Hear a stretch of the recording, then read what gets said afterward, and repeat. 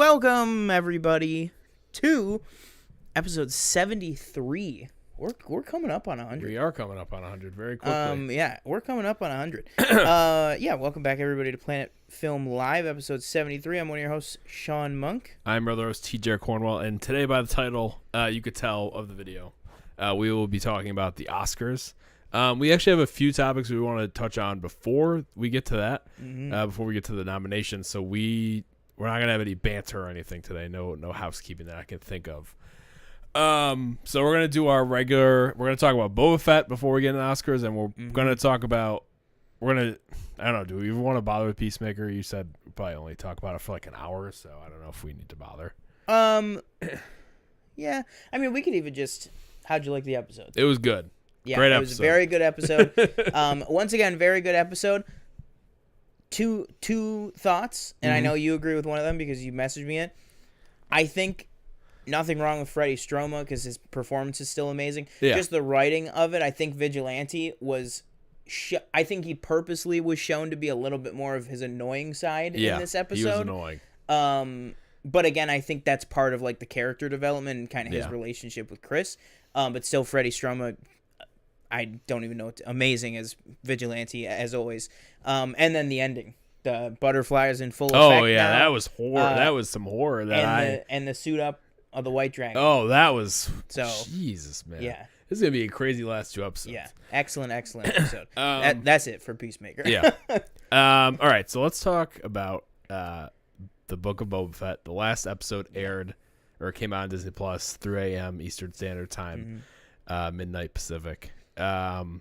So I'm interested to hear. I just watched it about an hour ago, so I'm interested to hear your thoughts first. You stayed up to watch and did a YouTube live watch along. Thank you for those who joined that. Yeah, so you guys go check that out. I have a little I don't know if you saw it or not, but I did a browser source. I made a timer.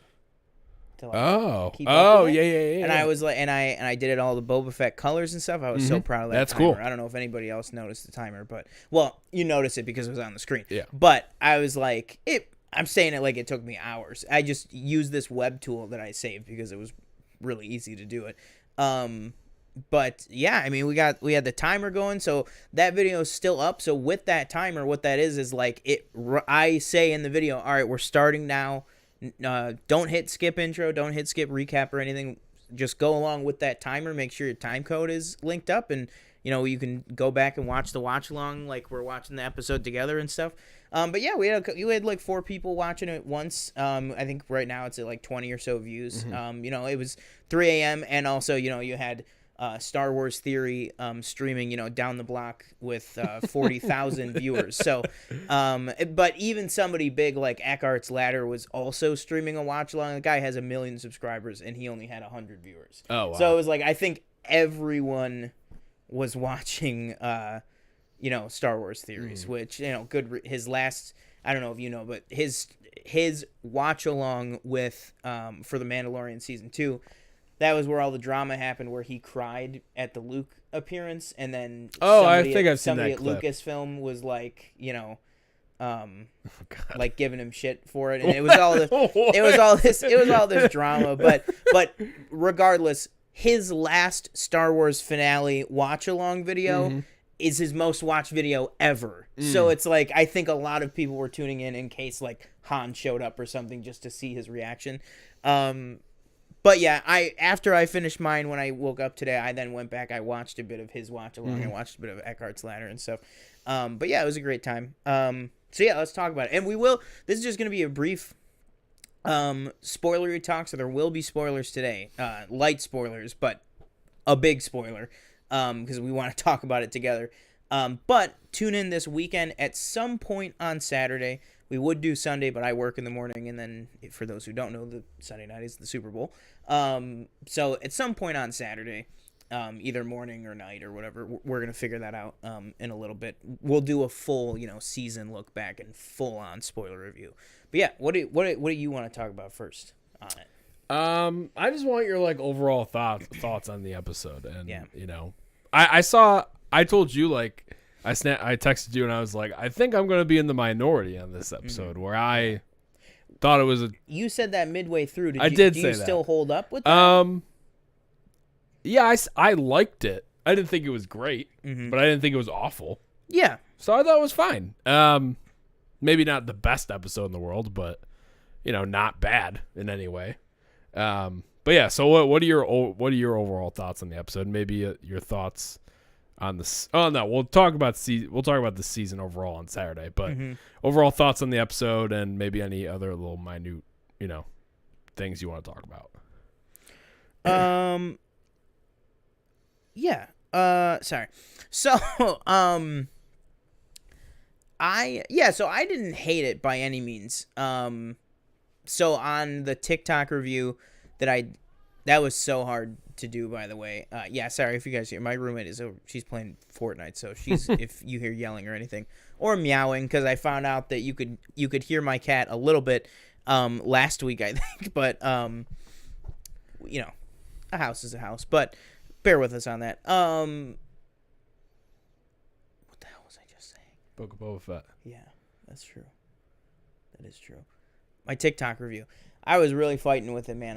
As soon as, like, a little behind the scenes, if anybody goes back and watches the watch along, as soon as the watch along ended, I shut my computer down and I got right back into bed. Actually, I got into bed for the first time because I was at work the night before. I hadn't slept, but then I fought with myself and I got up and I recorded it because I didn't want to wait till the morning. I gave it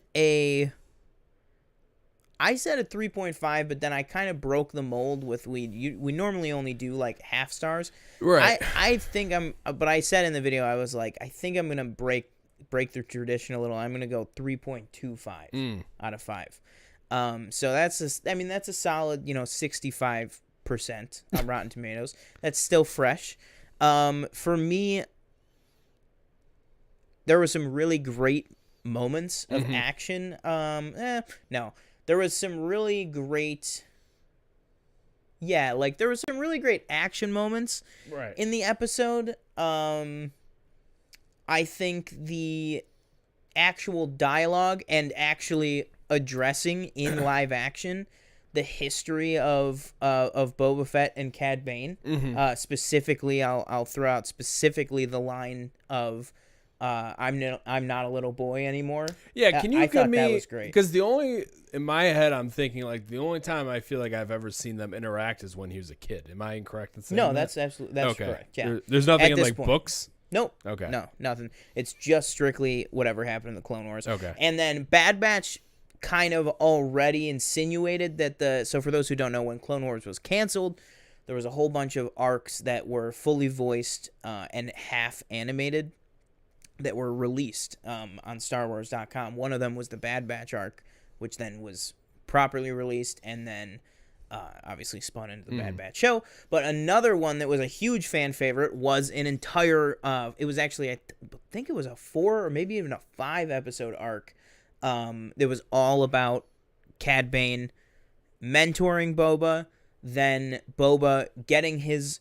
finally donning his father's armor, and then the whole thing culminates in the finale of a duel with the two of them, which, for those who don't know, is, well, in this episode, which is what I'm getting to, that the dent in Boba's helmet came from Cad Bane shooting him in the head, and then the metal plate that's in Cad Bane's head is from Boba shooting him. So they have a long history, but Bad Batch kind of insinuated that those events still happen. This, for me, concretely, cements that arc, even though it's not finished, that arc definitely happened. Okay. Because especially when he says, consider this my final lesson, because that episode gives us, within the arc, flashbacks even still to Boba being even younger, being mentored by Cad Bane and stuff, because Cad Bane was mentored by Jango. Because Cad Bane was in the Aura Singh, Zam Wessel crowd of kind of the ones that worked for Jango. So yeah, it was kind of like Cad Bane was then training and kind of shepherding a young Boba Fett. So all that for me really worked. The whole I'm not a little boy anymore and you're an old man. And then when he was like, you got when Cad Bane you're trying to change, but you have too much of your father's blood in you, or whatever. I was like, or he's like, you've got your father's blood running through your veins, or whatever. I was like, oh, this is great. Like, I really love that stuff. I did have some problems with it, but I feel like we could save that. I had some more major problems. I'll save some of that for Saturday.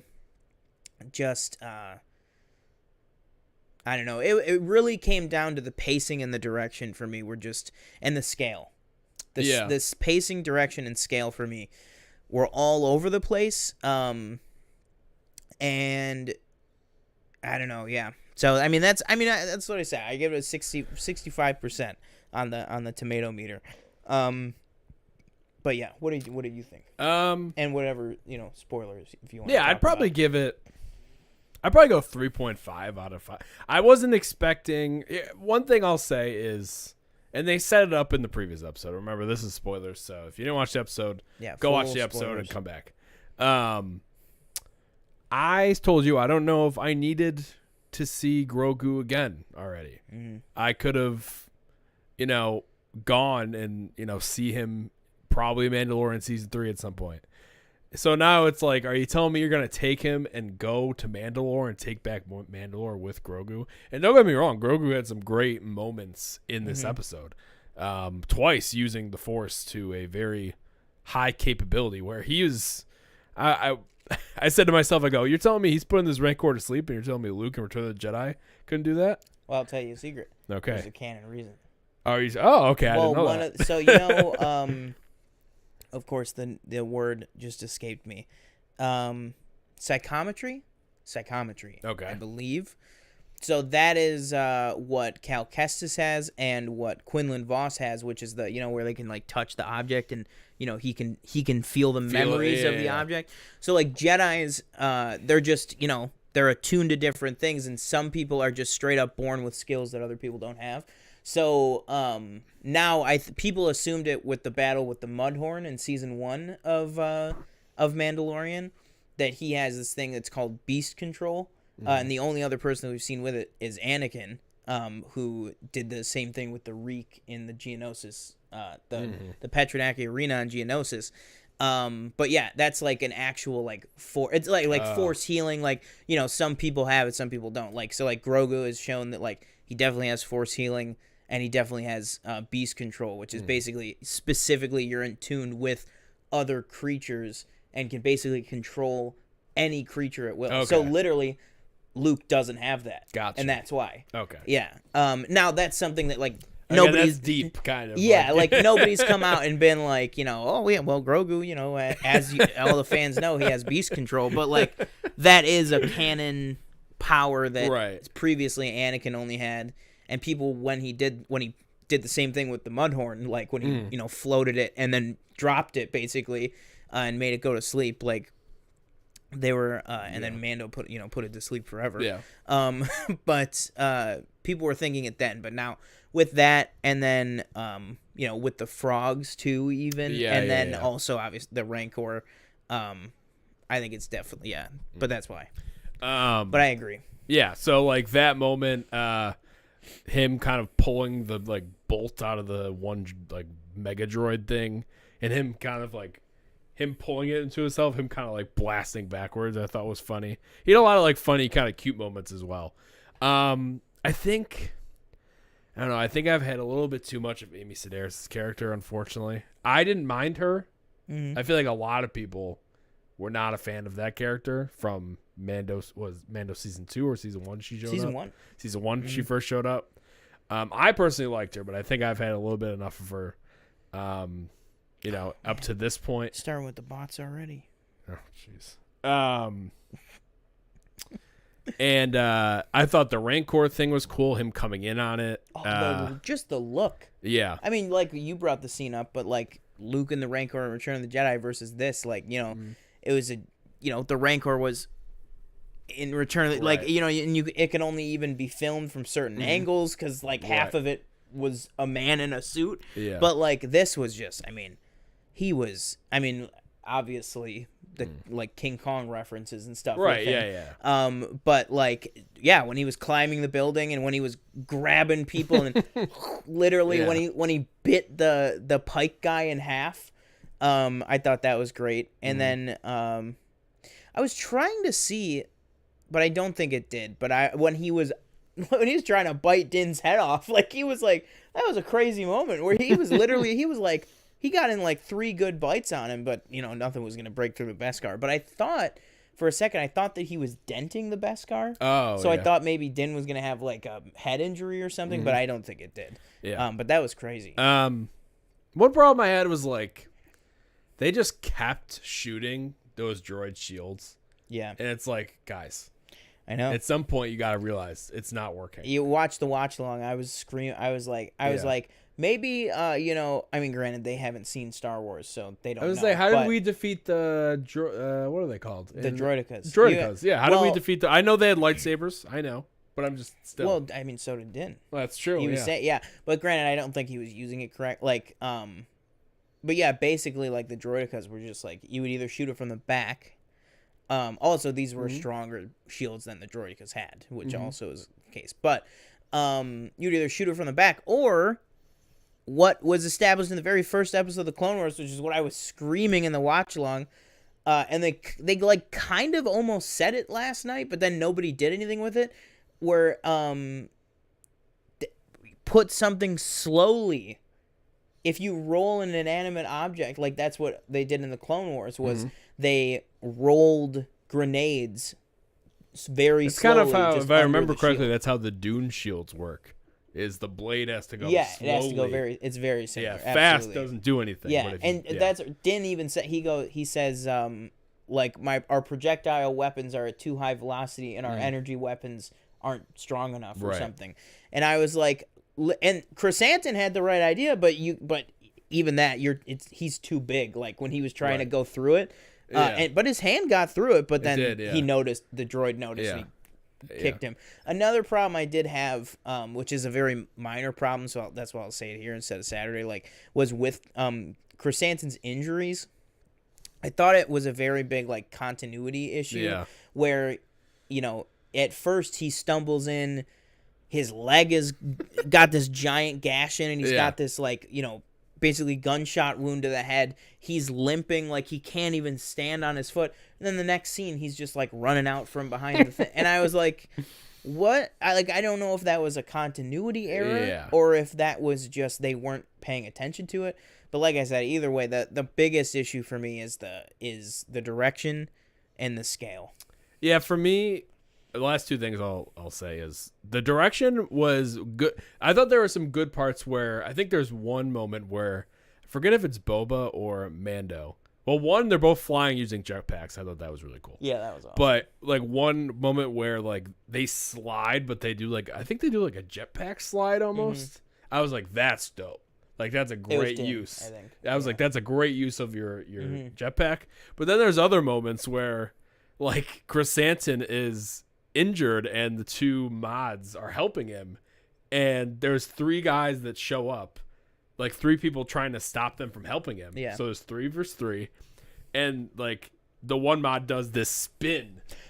I said it in the watch along. I said, was the spin necessary? I'm just like, and I literally go, okay. Yeah, I was like, and then they shoot him, and Chrysanthemum's standing like this, like with his gun, like it looks like he's not injured. Yeah. And then they keep helping him. I'm like, you could have just moved him without those enemies showing up. Like, you didn't have to do that. Yeah. So I think I've seen some tweets. It's like Robert Rodriguez, keep him away from Star Wars. It's like, well, I think that's, and it's like clearly, that's a bit much. Clearly not with the episode he directed of Mando.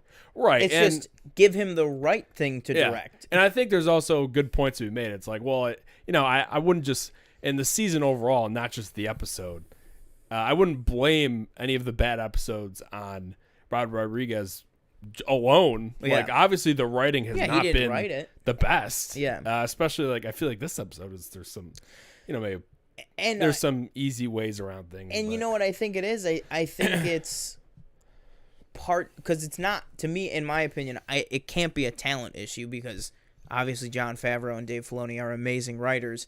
I think it's a time their main focus is Mandalorian. You know what I mean? And it's like, then they're like, all right, but, write this Boba Fett show. And it's like, and something that I was thinking, are you good moving out of spoilers? Like, well, the last thing, okay. the last real thing I Go wanted for to it. talk about You're was them, like, the I get it. We need a better name. Freetown. Come on. You call it Mos Pelgo. Freetown. So, yeah. They got to come up with something better. First that first got on my nerves because I heard them say it like 10 times. I felt like, and I was like, please stop saying Freetown. When they're like, where's Cobb Vanth? And they're like, oh, they shot him in cold blood. And me and you and I was like, they shot him in the shoulder. Yeah. And at first I was like, oh, because I didn't see. There's a post-credit scene where he's in the back of the tank. Apparently he's alive. I thought he was dead in the moment, and I didn't see the post-credit scene. And I was like, so they just killed him? I was like, I feel like out of that character, you only got, 3 episodes, 2 episodes of live action, then whatever book. Yeah. And that's it. And I was like, you could do a lot more with that character, I feel like. Do a whole, maybe not a Freetown show, but maybe give me a little bit more with Cobb Vanth if you're going to kill him, but apparently he's not dead. I would love to see Mando season 3 like pivot. I would love to see it like pivot Cobb Vanth away, like put somebody else that could take care of Mos Pelgo, basically. Right. To kind of free him up to like go, because right now I feel like if Mando was like, hey, we're getting in the ship. Well, somebody else's ship, I guess, because he doesn't have 2 seats. But if he is like, we're getting in, and we're going in the slave one, and we're gonna go, take care of some business on Coruscant or something. Coruscant getting its first. Is this true? Yeah, Coruscant getting its first live action mention since 2005. By the way, because had not been mentioned at all in The Mandalorian. At all in the Book of Boba Fett so far, at all in the sequel trilogy so far. Oh, wait.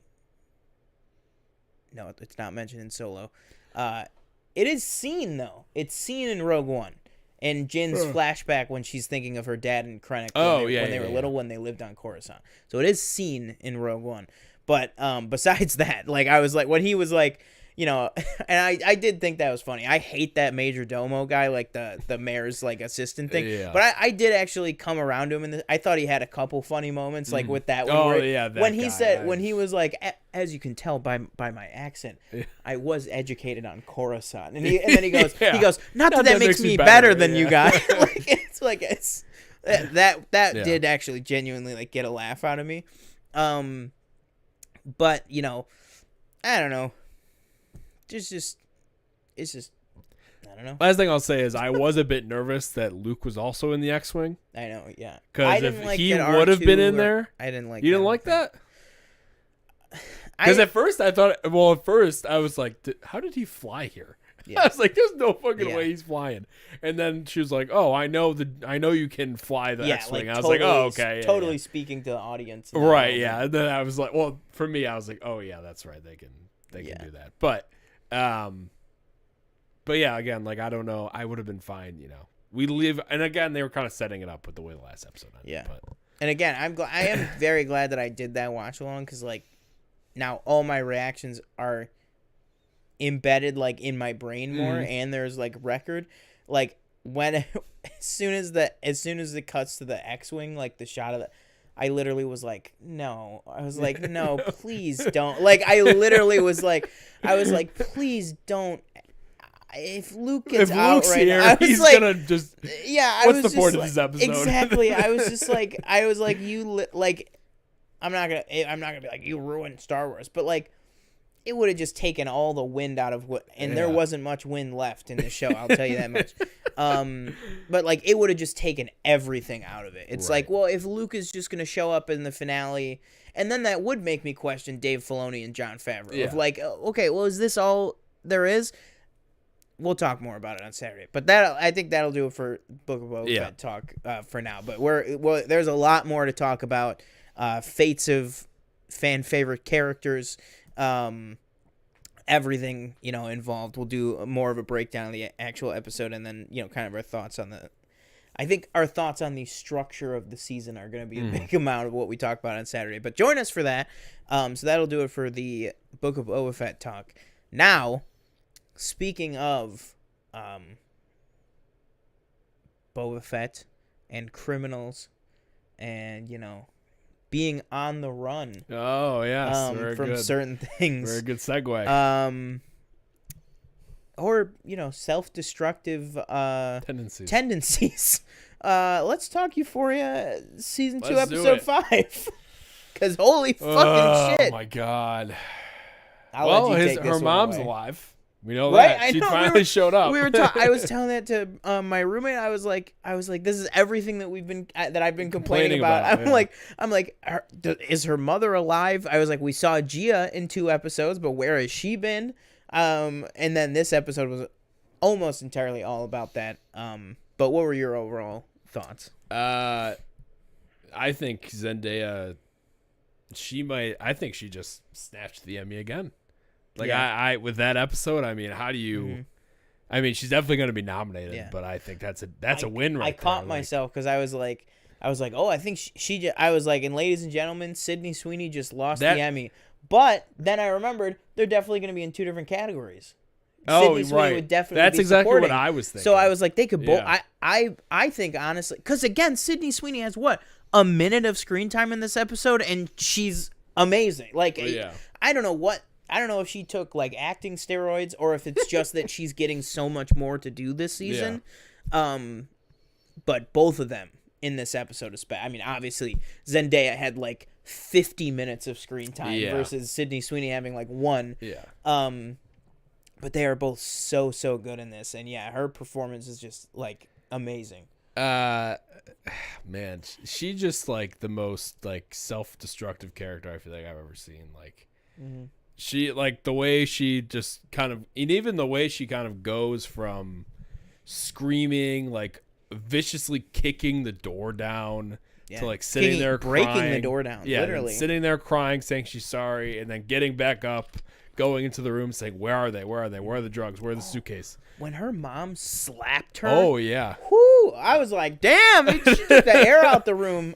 And then when like, I think her mom was like, "You're gonna let them in the other room hear this," and it's like, "Oh shit!" Like, and when Jules is just sitting there spoke, with, I thought it was Gia because I usually watch everything with the subtitles on, but for some reason it was off.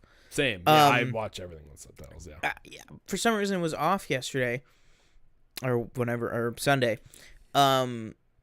So I didn't catch that. Like, it would have said like Jules : but when she was like, "Where are they?" and you hear Jules and she's like, "We flushed them down. We flushed them down the toilet." I thought that was Gia. Oh, but I didn't even like make the connection. And then and then when her mom was like, "You really want Jules to hear all this?" I went.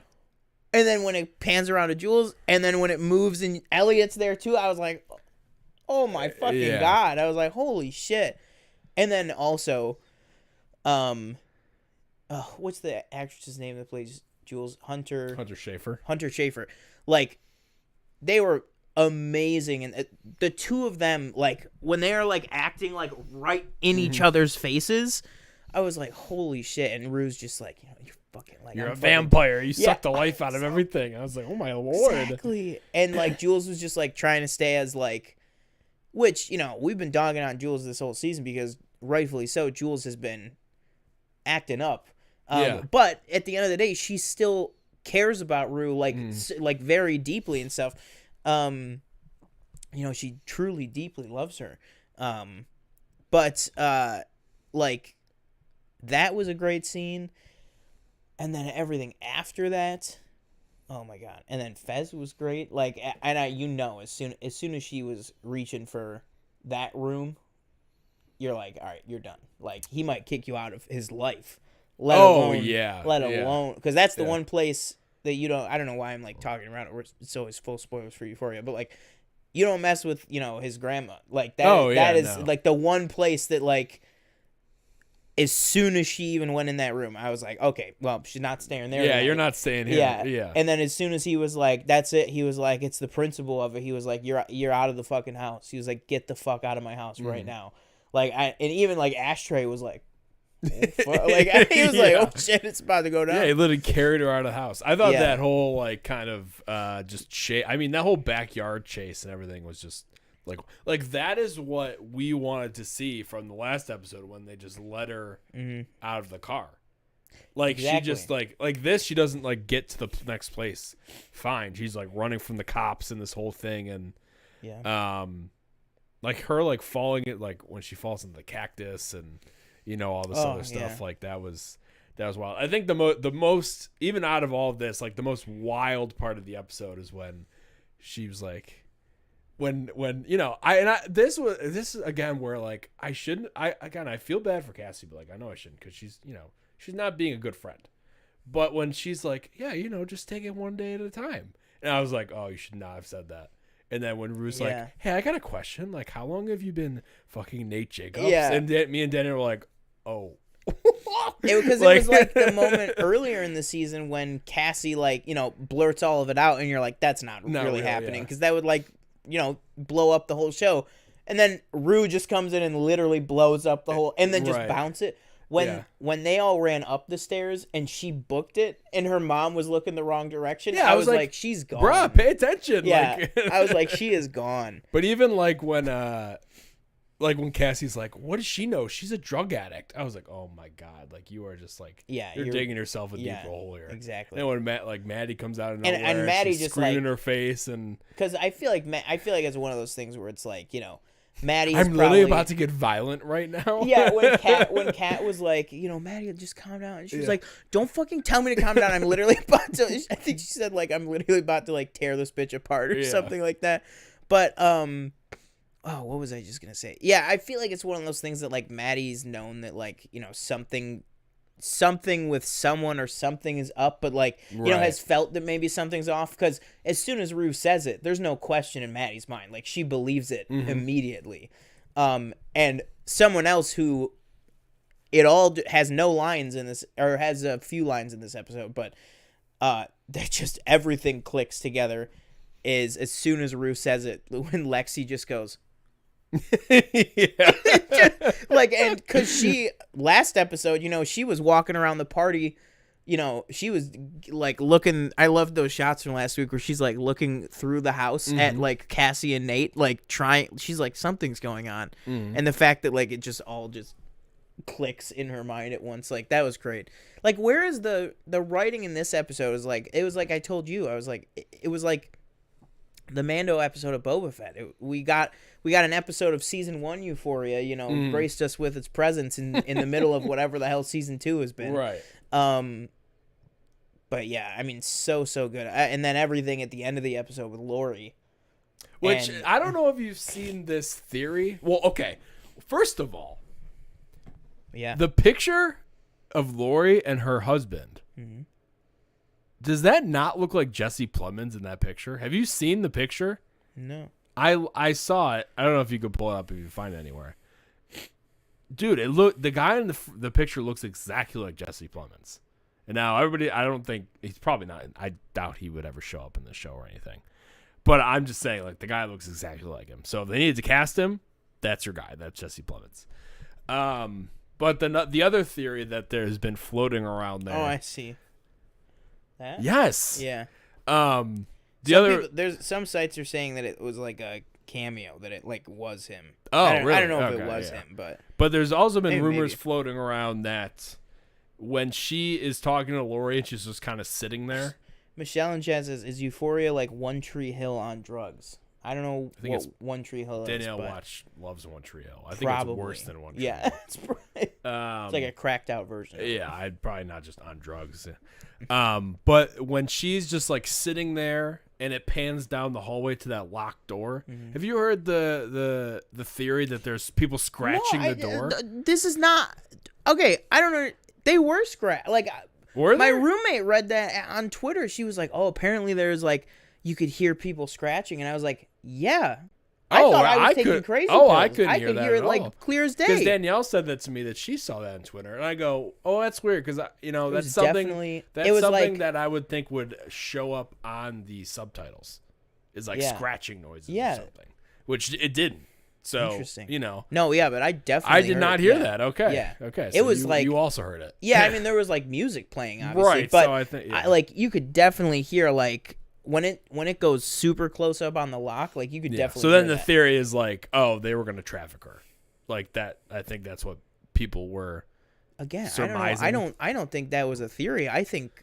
Do you think that's what was happening? Okay, she said because everything that Lori. I mean, was she saying, definitely knocked her out. Like everything that Lori said, she said, that's the great part about being a woman is that even when you have no money, true. There's always something that somebody wants. She did say that. Yeah. Yeah. Wow. She absolutely. She could find her too. She got her naked. She washed her. Yeah, put her in fresh clothes. Notice how they got around the most likely 99% sure no nudity clause in Zendaya's contract. Yeah. They just blurted out. I was Absolutely. like, oh, that's a great way to do it. You just zoom in on the anesthesia for 5 minutes while she's in the tub, and you got it done. Yeah. But okay, if that's not Yeah, I didn't think that. I mean, granted, it could have been like they could be like, no, that's not what was happening. Like, but because like she even told her like she was like, if you don't deliver on the money for it, like I will sell you. Right. So I thought that's absolutely what. And it even was. she's like, she was locked into the apartment. That's true. She was. Yeah. Yes. There was a lock. There was some things that I was like. There was some things that I was like, well, she kind of got out of like situations, like when she broke into the house and stole all that stuff. Oh, that was wild. And then the wife's like, I think somebody broke in, get the gun. And they look under the bed. And then he finds her right away, and he's like, oh my god. And then they don't chase. They don't do anything. They just cut. She's up in a bedroom, and then they just cut to. And she's up in a bedroom, trapped under a bed. The husband and wife are in the room with her, and then it just cuts to her running out the front door. What happened? Where's the dog? The dog didn't chase after her? Yeah. Like, I don't know. And then, so that was annoying. And then also, I thought she got out of... Granted, it was like a tense thing of actually, like, walking through the apartment to get to the window. But also, like, if you're putting a padlock on the door to your apartment, you're locking the fucking windows, like, with something. You know what I mean? Like, yeah. So I thought that was, like, a little bit easy that she got out of. But do you think that when we hear the door open at the end, do you think that is her getting back home? Or do you think that's like, we're going to have even more of... I don't know who else it would... Because now it's like, what do you do? Like now... Well, Danielle... Her description is going to be in the police department. Right. Her mom has probably also put her description in the police department looking for her. They're going to figure out that it was Rue that did those things. Like she committed felonies. In the preview for this past episode from the week before, I think there was like a shot of somebody in the hospital. I believe is what Danielle probably, if she's watching, she'll probably say, yeah, that's what happened. But because we were waiting for her to end up in the hospital, because every time she was running across the street, I was like, oh, is this what she gets hit by a car? Like, is something like that gonna happen? That's the other thing, like the fact that like that never happened. Like it was I'm like shocked she never got hit by like a car. Typically this is saved for like MCU or Star Wars stuff, but like I feel like it was a great episode, but I feel like it was like plot armor city. Yeah. You know what I mean? It was like, you're telling me nothing happened to her, and then when the cops were she hid in a garbage. You're telling me the squad of cops didn't search the garbage cans right next to their cop car? I saw a TikTok that was like when she was running away from after escaping the apartment. It's like, because she's like hobbled the entire episode. Yeah, because she's going through withdrawal and other. And she kicked the door in. Right, and somebody was like, "Oh, it looked like she's running like they just removed her gallbladder." I was like, "She's been running like that the whole time." Yeah, I was like, "What are you talking about? Like, it's not like she just suddenly developed a limp." Yeah, like she's been trying to run the entire time, and basically like. I don't even, what do you want to call it? Like walk running, like speed walking, I guess. Now it's like, I just don't even know. I don't even know. Cause it's like, she can't go talk to Fez anymore because Lori's going to be all over Fez. Still no Lexi and Fez interaction. I don't know what's going on. What's taking so long? I feel like they just abandoned it. That's dumb. You shouldn't abandon it because that's fan favorite right there. Yeah. Are we ever going to see the play, you think? Is that going to happen? I don't know. Danielle is convinced that I don't know, that we're gonna see it, or that now at this point, I think maybe that's like what the finale is gonna be. Like maybe that's gonna be like the centerpiece of the finale is gonna be the play. I saw something on Twitter was like Lexi in the background, like writing Act 3 to her play right now. Yeah. but yeah, this should be crazy how this whole thing is gonna, I just feel like I just worry that like they went so big with it this week. Like I said, like she committed felonies. Yeah. Totally was seen by that couple enough to make a positive ID in a lineup. Mm-hmm. Her mom probably, told the cops that she was missing. Right. So it's like, it's very easy and the cops completely saw her multiple times. So like for me, I don't know. I just feel like it's like, is Rue gonna go to prison? Because like in the real world, if she did all that shit, that's what would happen. Yeah. Or is she gonna like inform on Lori? You know what I mean? Because she knows all about that stuff. Yeah, like, I didn't think you know about what I mean? that. Like, is Lori like? Are we now like? I don't know. I feel that messes up Fez's whole thing. That's what I'm saying. Like, I feel like I worry that like maybe they like jumped the shark in this episode. You know what I mean? That like I feel like are we going into like Breaking Bad territory? And renewed for season 3.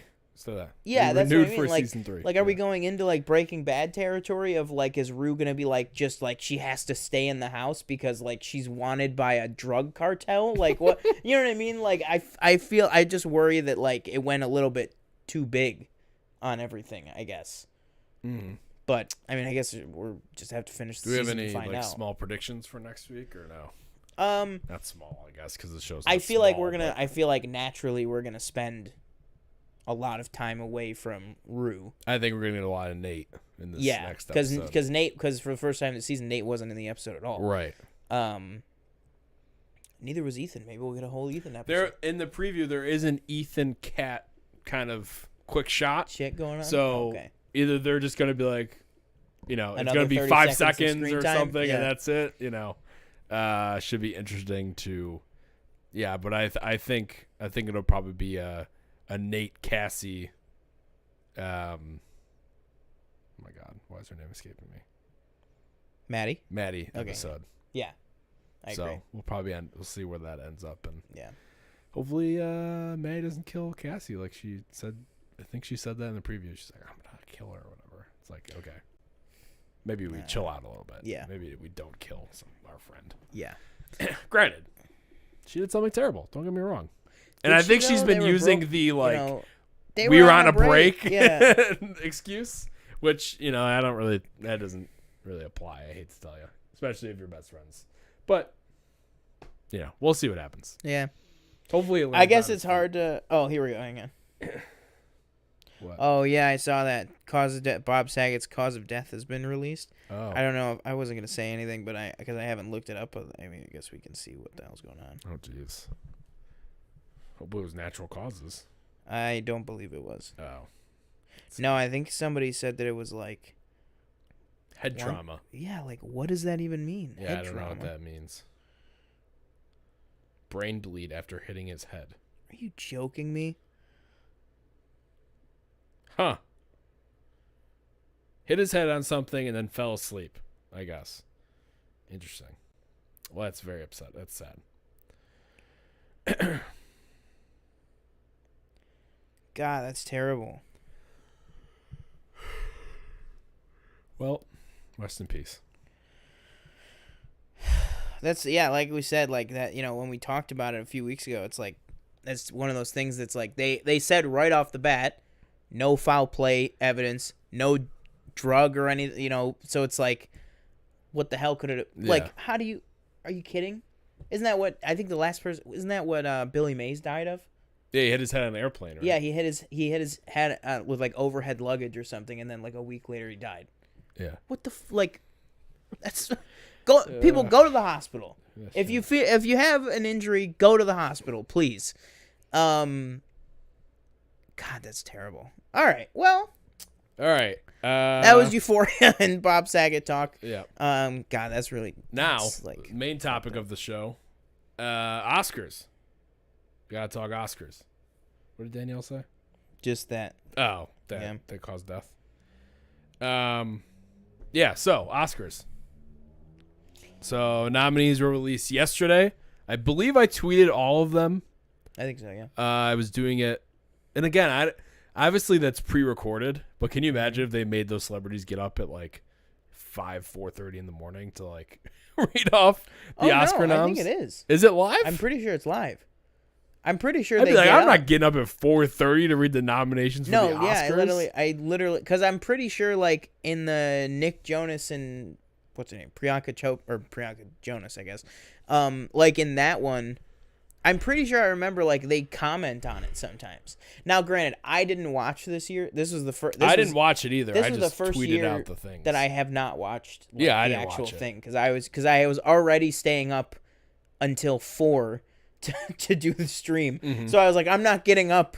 It's 3 7 or 3 7:30 hours or whatever it was. later. I'm not getting Yeah. up 3 hours later to then do another one. Like pick your battles, I guess. But then I woke up to all the lovely retweets and tweets from the Planet Film Network Twitter account.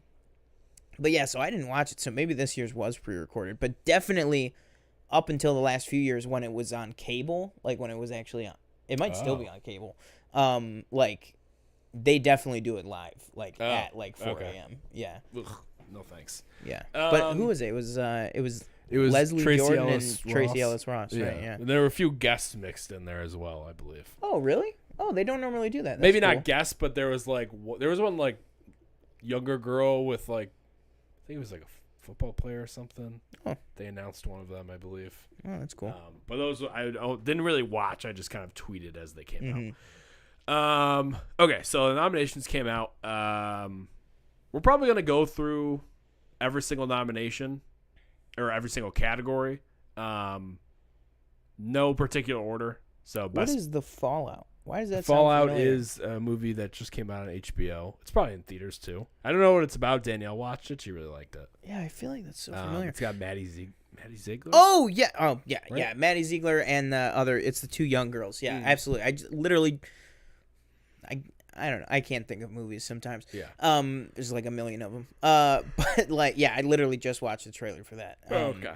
But yeah, I haven't watched it yet, but it's supposed to be pretty good. Yeah. Honestly, I don't think I ever talked about this, but 2 or 3 weeks ago, I watched Moxie, which is on Netflix right now. It came out I think in January or February of 2021. And it's Amy Poehler's, I believe it's her directorial debut, at least like on a theatrical. Well, she did Wine Country. Oh, right. Yeah. I think she so then second. I liked Wine Country. I thought it was okay. Me and Danielle watched it when it came out on Netflix, and I just didn't find it funny because I didn't get any of the jokes. So it's like, Yeah. Yeah. Well, I feel like the writing and the direction can be like two different things. Yeah, So it's like, but I thought it was an okay movie. But Yeah. but Moxie was, it's not nominated for anything, but I just wanted to give it a shout out. It's on Netflix right now. It's very good. It's Amy Poehler, Clark Gregg, a bunch of other people, and then young cast, because it's like a movie about high school. But it's very, very good. I would definitely check that out. That just reminded me of it because I think Maddie Ziegler's in it. okay. I don't know for sure though. I know it's like there's like somebody is from Dance Moms in it, and then like a whole bunch of other young cast that I think there's like a couple of the Cobra Kai kids in it too. But it was a pretty solid movie. Okay. It was like an uplifting, like you could be whoever you want to be type of movie. But that just reminded me of it. But yeah. So all right. So which one do we want to go to first? So we're just going to go through the categories just at random because if you guys watched our show on this last year, I tried very hard to like find an order, but I feel like the order was like thrown out the window. So we're just going to pull them up at random and just basically we're going to give our thoughts on like, were there any notable inclusions or snubs or how we thought about it entirely. And then again, just like we did last year, we are going to very briefly, even if we don't know the category, we'll just throw out our best guess of who we think is going to win.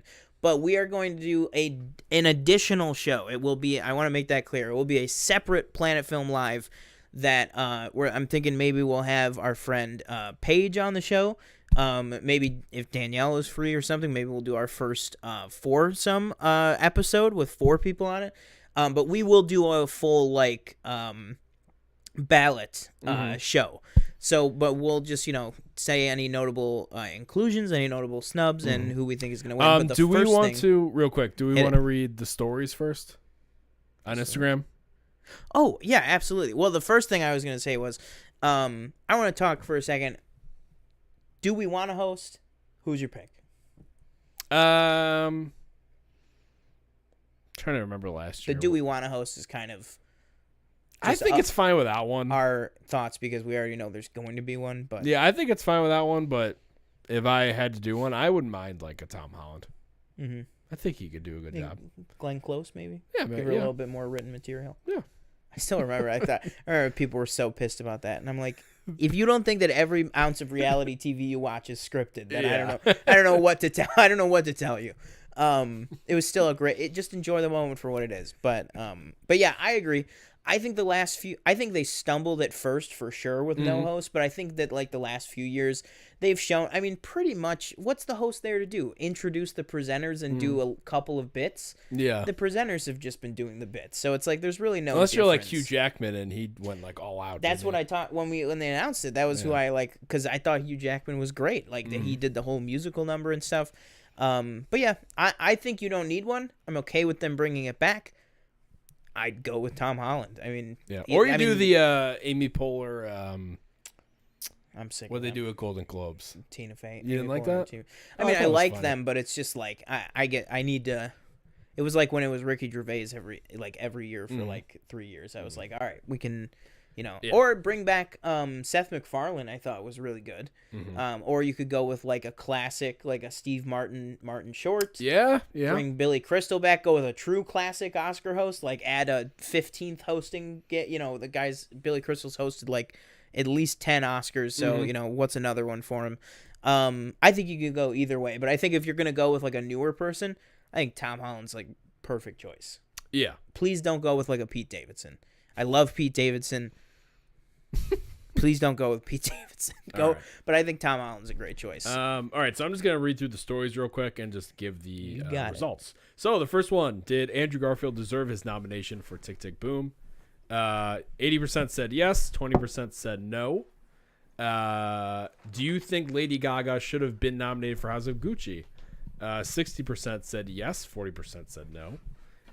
Do you think Raya and the Last Dragon deserved a Best Animated Feature nomination? 75% said yes, and 25% said no. Did No Way Home deserve a Best VFX nomination? 80% yes, 20% no. Should Eternals have been nominated for VFX? 60% yes, 40% no. Should Rachel Zegler have gotten a nom for West Side Story? 50-50 on that one. Oh, really? Yeah. How many votes does that have? 4. Oh, there you go. Okay, wow. Did Power of the Dog deserve the most noms of any film this year? 100% no. Okay. Did Dune deserve a Best Picture nom? 60% yes, 40% no. I disagree. Who voted with that. no? I don't want to. I'm not gonna. No, I mean I just want to see it. Oh. Wait, you disagree? No, I voted. No, I didn't vote. Never mind. You disagree with the result. I disagree with the result. Okay, yeah. I see what you're saying. Okay. And then should Denis Villeneuve be nominated for Best Director? 40 yes, 60 no. Again, I disagree, but those are the results. I'm gonna have to start blocking people. So which first one we want to do? Let's just pull up the first one. Yeah, let's just hit it. I guess. Let's just hit it. So, how about that one? All right, whatever that one is. Cool. Okay. All right, cool. Yeah, I'm down for this one. So, audio listeners. First one we're gonna do. We're gonna talk about nominees for visual effects. Yeah. We have Dune, Free Guy, No Time to Die, Shang-Chi and the Legend of the Ten Rings, and Spider-Man: No Way Home. I think these are all worthy. Mm-hmm. Visual effects. Now, visual effects, that's not stunts and stuff. That's not, no, because that's effects is also practical, though, I guess, right? Mm-hmm. So, again, I feel it's been talked about for years, but I feel visual effects, well, they're all visual effects. I feel like visual effects. The one that sticks out to me is No Time to Die. Digital effects, I think, should be its own category, and then Yeah. practical effects I think should be its own category, maybe. Or And one or day some, we'll get stunts. exactly. That was the at other some thing I was point. gonna say. Yeah. Like I feel like those categories should be split, and I feel like we need to make room for the stunts. Right. Also, this is the first year. Remember that they combined the sound categories, Right, yeah. because it used to be sound mixing and sound editing and sound design. Now I believe there's sound editing and then just sound mixing. I believe they cut out sound design, or one of those two. They combined some of the sound categories, which I get that they did that to make the ceremony shorter, but there's a whole industry in Hollywood that you're completely overlooking with stunt performers and stuff. Danielle said, what's the difference between special effects and visual effects? They're the same category. Am I incorrect in saying that? Let me see. I don't think there's a special effects category. I could be wrong. I'd feel very embarrassed. Let's see. I don't see it. No? No. All right. I Looks don't like, think so. yeah, I think it's just kind of combined into both. I mean, special effects to me would be, oh man, like special effects to me would be like Yeah, it's this one. CG and stuff like that. But visual effecs is like the same. Wait, you what know? were the two that she said? Special effects and visual effects. I think visual effects just is a culmination of all of them. Yeah, because like visual effects, that's what people say when they say VFX. Right. Yeah. Yeah, I think they're all deserving. Feel like the one that does stick out to me though is No Time to Die. Granted, I haven't. Which, granted, it did have great visual. It did have great visual effects. There was a lot of cool stunts and stuff, especially with and the end, like the Yes. not to spoil anything Yeah. for No Time to Die. Just I'll say the explosion at the end, the scale of that, like you really felt it. Like that was a beautifully Right. crafted visual effect. I just feel like it wasn't. It's not like the main takeaway. Like I think what you're saying, like it's not the main takeaway that you get from that movie. Right. It's like, oh, what great visual effects that it had. You know what I mean? I would even say I think there was probably better visual effects in like Skyfall than No Time to Die. But I mean, yeah. I mean, this is another one that I'm gonna get you guys ready right now because a lot of these like technical awards, for me at least, I'll get your thoughts on it when I in a second. But for me at least, I feel like the fact that the Suicide Squad didn't make a bunch of these technical ones is like ridiculous. Yeah. Because that movie was, A, it was a great movie, but B, also, it has just as much right to be on visual effects as something like Spider-Man No Way Home. Right. Yeah. Or something like Shang-Chi. You know what I mean? Honestly, I would say actually out of those three movies, probably Shang-Chi had the best visual effects out of those three just because what they were doing in the whole third act of Shang-Chi, spoilers for, it's been out for like 6 months, so sorry. But, like the dragon, the dragon and like the kaiju fight, everything in the other dimension, like all the creature design, Maurice, like Maurice. Is it Maurice? I have no idea. I can't remember. It's one of those two. But everything with that, like that was a full CG character that in the second half of the movie was in almost every scene. Like that was great.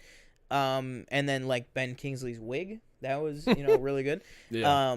But no, honestly, I would. All right, so if I'll go with my prediction, Picks, yeah. I think the best visual effects on that list is very clearly Dune. But okay, this is what we'll do. We'll do what we want and what we think will, if they're different. What I think will, I think Dune will win it. What I would like to see, Free Guy get it, because Free Guy had amazing visual effects and visual effects in every scene of the movie. You know what I mean? Like there was so much of that movie that was a full digital recreation or digital layering on top of real photography to do all the video game effects, like and every effect in that, like just it was like picture perfect. Like it was so good. So that's what I think. I think Dune will take it, but I want Free Guy. I think Dune will win, but I probably want Shang-Chi just because of what you said. There's a lot of cool design things as far as like the dragon at the end, the rings, all that kind of the fighting and all that stuff. And no, I'm good. And then like that wall too. I think is it just a black wall or is it's got like The colors door? Are you mixed talking in? about the door? Yeah. Mm-hmm. Yeah, that was great. So it was, all that it was like it stuff. was breathing. Right. The door, exactly. like when he's knocking on it and stuff. The way that the light kind of it's almost like a PC. It's like the breathing effect. It's like the way that it kind of ripples out. That was great. Or even also, just like all the fighting in the tower and stuff like that. The soul, like the actual animation when the souls were getting sucked out. Yeah. That was like really, really beautiful. And also, major spoilers for Shang-Chi. When Wenwu dies, like he's wrapped up in a dragon and getting his soul sucked out. And it all looks beautiful, and you don't lose the performance. Like, you're not distracted by it. It all looks real in camera. So, yeah, honestly, I'd be fine. Honestly, I'd be fine with any of these winning. But I would agree. I would say either Free Guy or Shang-Chi. Shang-Chi, I feel, definitely had the best VFX of any Marvel movie this year. Yeah. For sure. Yeah. But, yeah. All right. Yeah, awesome. Next, we're going to go to... Let's see. Oh. Sound good? Yep, sure. All Next, right. we're going to do cinematography. Boom. And the nominees are Dune, Nightmare Alley, The Power of the Dog, Tragedy of Macbeth, and West Side Story. Personally, I think they all belong. Do you think there was anything that was snubbed in this one? I'm hard pressed to think of one. Trying to think. I haven't seen West Side Story yet. That's the only one I haven't seen on that list. It's on HBO Max. It is. It's not. That's just.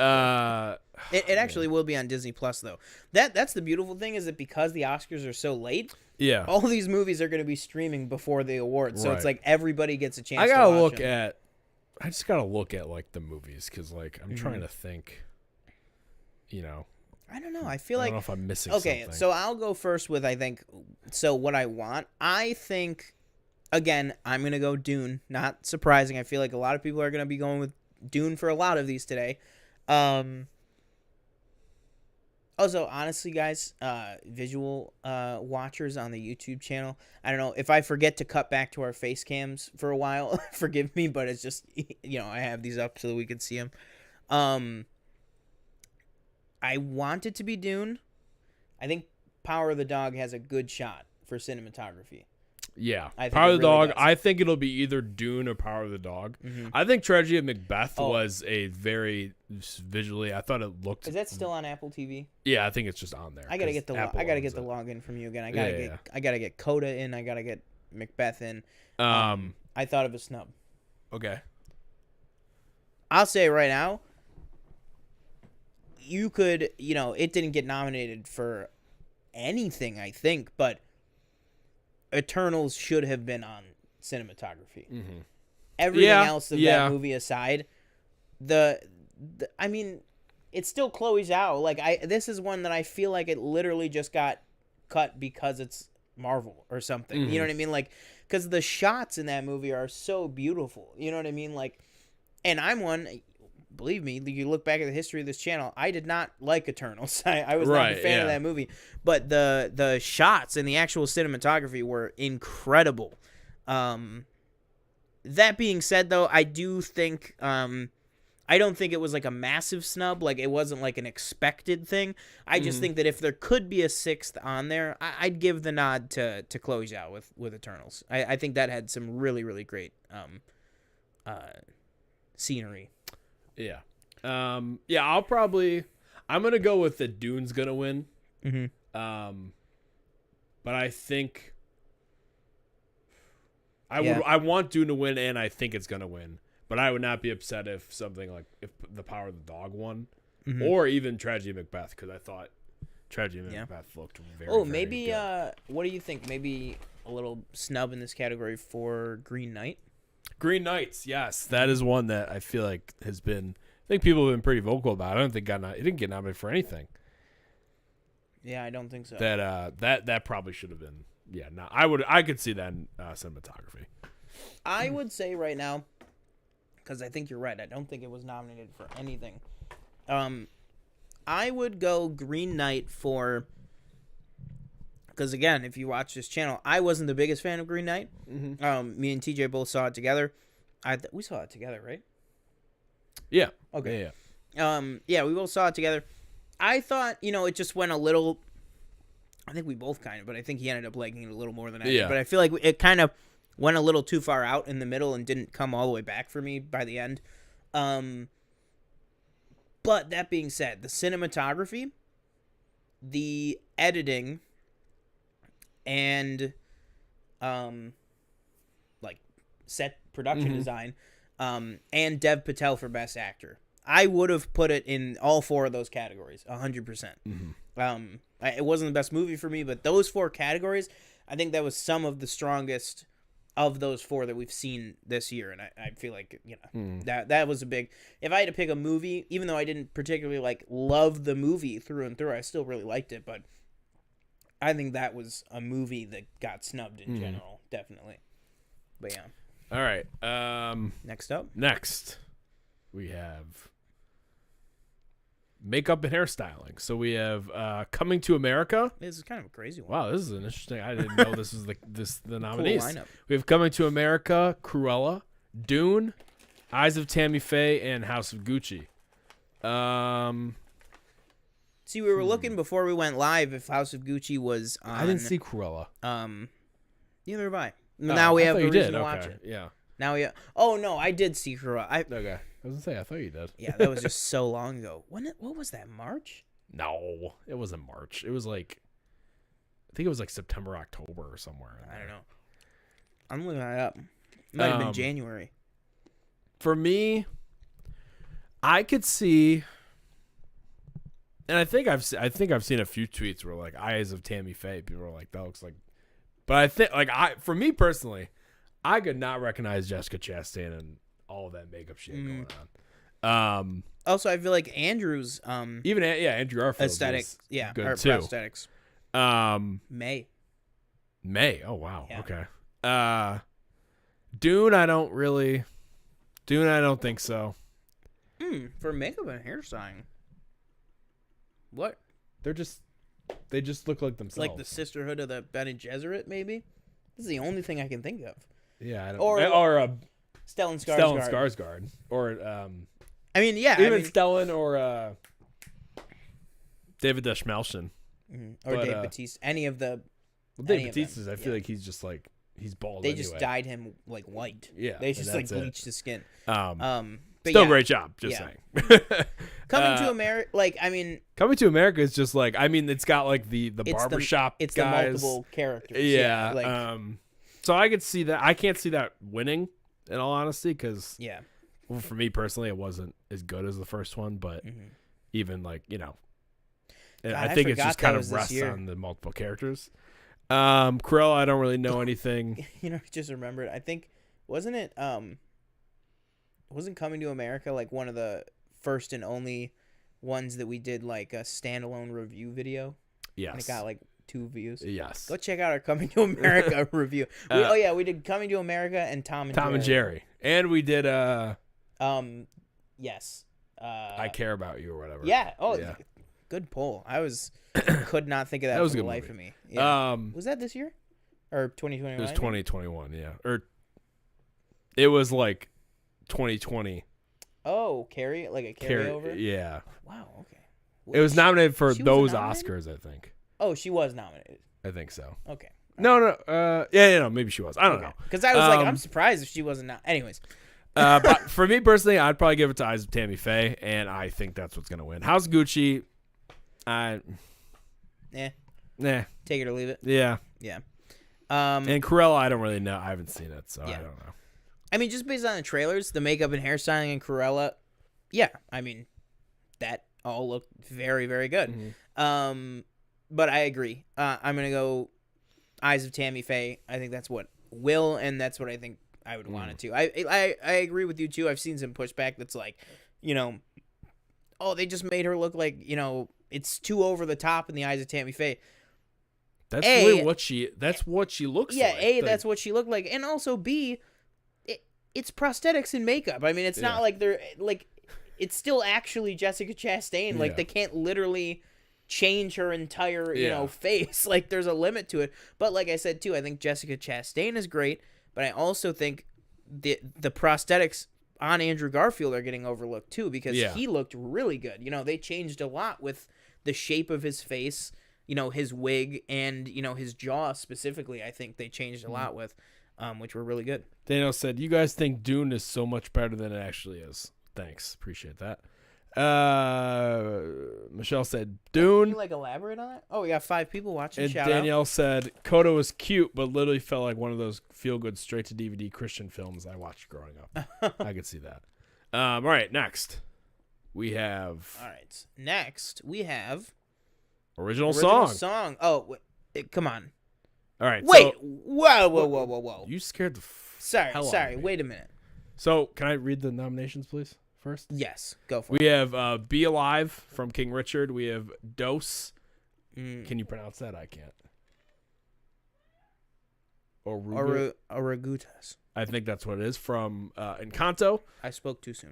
Down to Joy from Belfast. No Time to Die from No Time to Die. And Somehow You Do from 4 Good Days, which I don't know what that is. But those are the nominees for original song. Okay, what were you going to say? I spoke too soon. I got very upset that at first glance, I did not think that Encanto was on this list. Oh, I was like, wait a minute.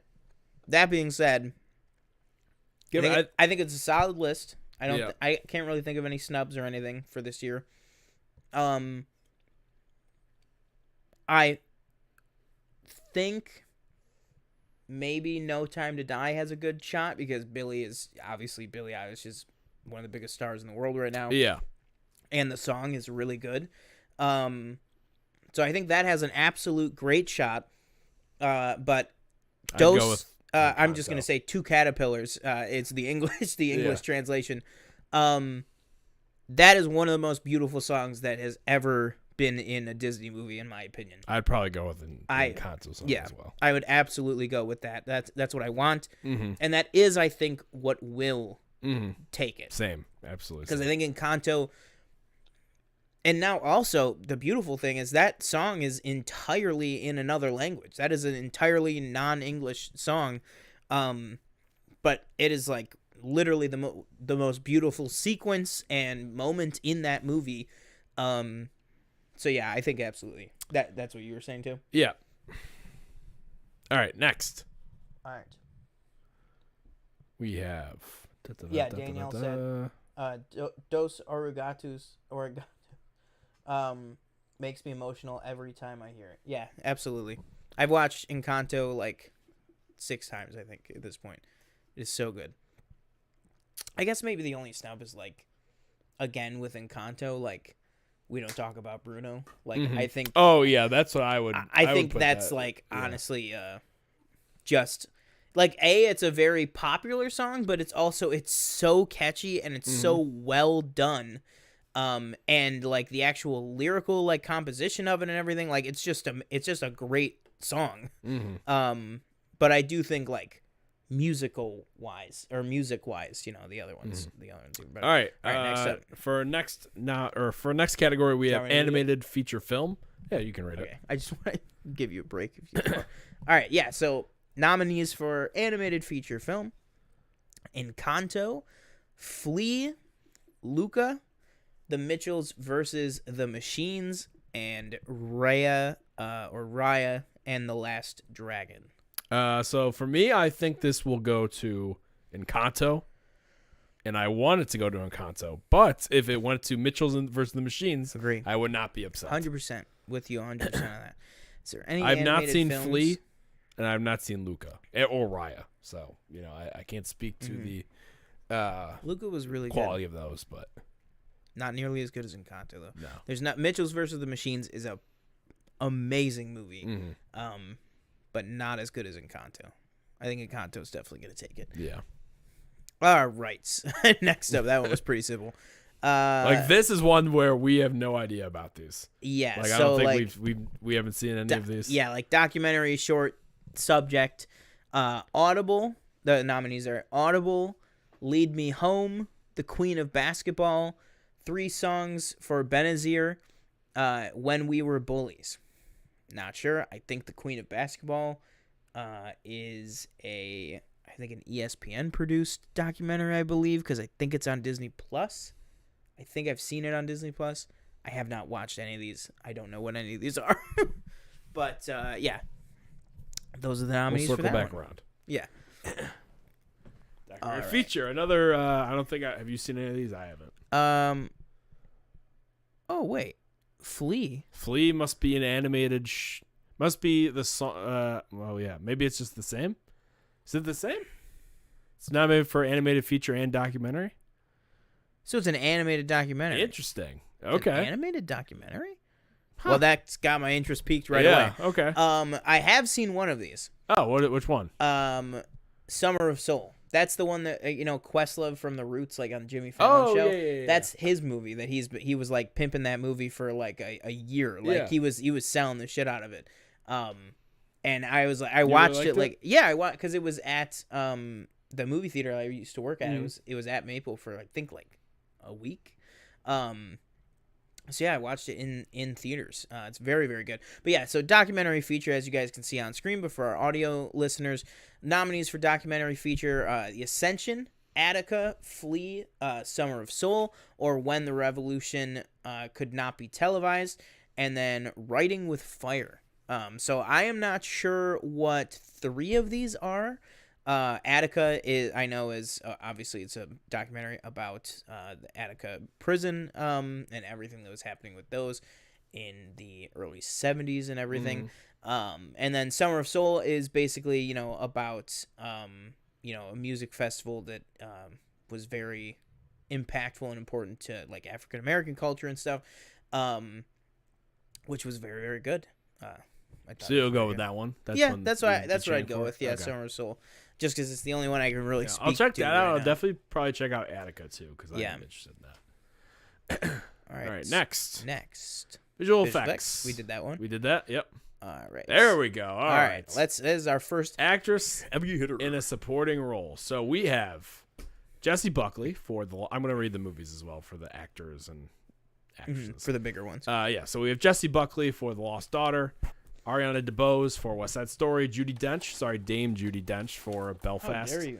Kirsten Dunst for The Power of the Dog, and oh my gosh, I can't pronounce her name. Can you pronounce her name by chance? Ingenue Ellis? Yes, thank you. Sorry. You're good.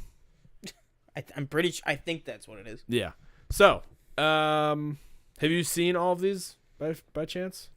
Oh, wait. You haven't seen Belfast, right? I haven't seen Belfast. I haven't seen The Lost Daughter. So I've seen The Lost Daughter. What's that on? It's on Netflix. I've not seen Belfast. Belfast, I think, is going to... I think that... Well... I don't think Judi Dench is going to win. I don't know. I feel like Belfast is going to... I could see Ingenue Ellis winning because she is great. Was she Venus or Serena? No, she's the mom. Oh, she's the mom. Yes. Sorry. She goes back and forth with Will Smith on a few scenes that she does great yeah. in. So I could see her winning. A lot of the talk is around Ariana DeBose, who apparently just like takes this role to like another level, I guess. So she seems to be the front runner. Kirsten Dunst, I think, is also a great. Is Ariana DeBose? Is she the? She's the like Rita Moreno character. Yes. Right. Okay. Yes. Yeah. Yeah, she was good. Yeah. Kirsten Dunst, I could also see winning. She's also very good in The Power of the Dog. We'll get to like a later nomination where I'm like, I don't know if they should probably really be in there, but they got nominated anyway. And Jessie Buckley was also great. Jessie Buckley plays a younger Olivia Colman character. So, and they're both she's gonna get the Oscar. Are they both nominated? Is Olivia Colman nominated? So. So that's an I don't think interesting... they're allowed to have the Oscars without nominating Olivia Colman. Right, yeah. Or giving it to Glenn Close nominated, but she doesn't win. Yeah, exactly. Yeah. So, man, I'm leaning toward Ariana DeBose. I think that'd be really... You know, she hasn't been in a ton, Yeah. I've only ever seen her in. I think she was in The Prom, and the only thing I've seen her in. Wow. Is she's the What a bullet movie. in Hamilton. So if you watch Disney Plus Hamilton, she's the one who does like the that stuff.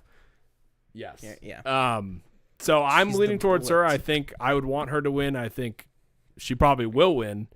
Oh, you know what I just thought of? But Ingenue Ellis, I would champion that as You know well. what I just thought of? I want to go back for a second. Oh, where is it? You know what's not? What? In the Heights. Didn't get Oh anything. yeah, no, In the Heights. Didn't get anything for Huh. any awards. I'd throw a song in there. I just thought of that. Yeah. I don't know. I When was still that? haven't seen it. Oh, it was this year. Summer? It was yeah. Yeah. Oh yeah. I think it was July.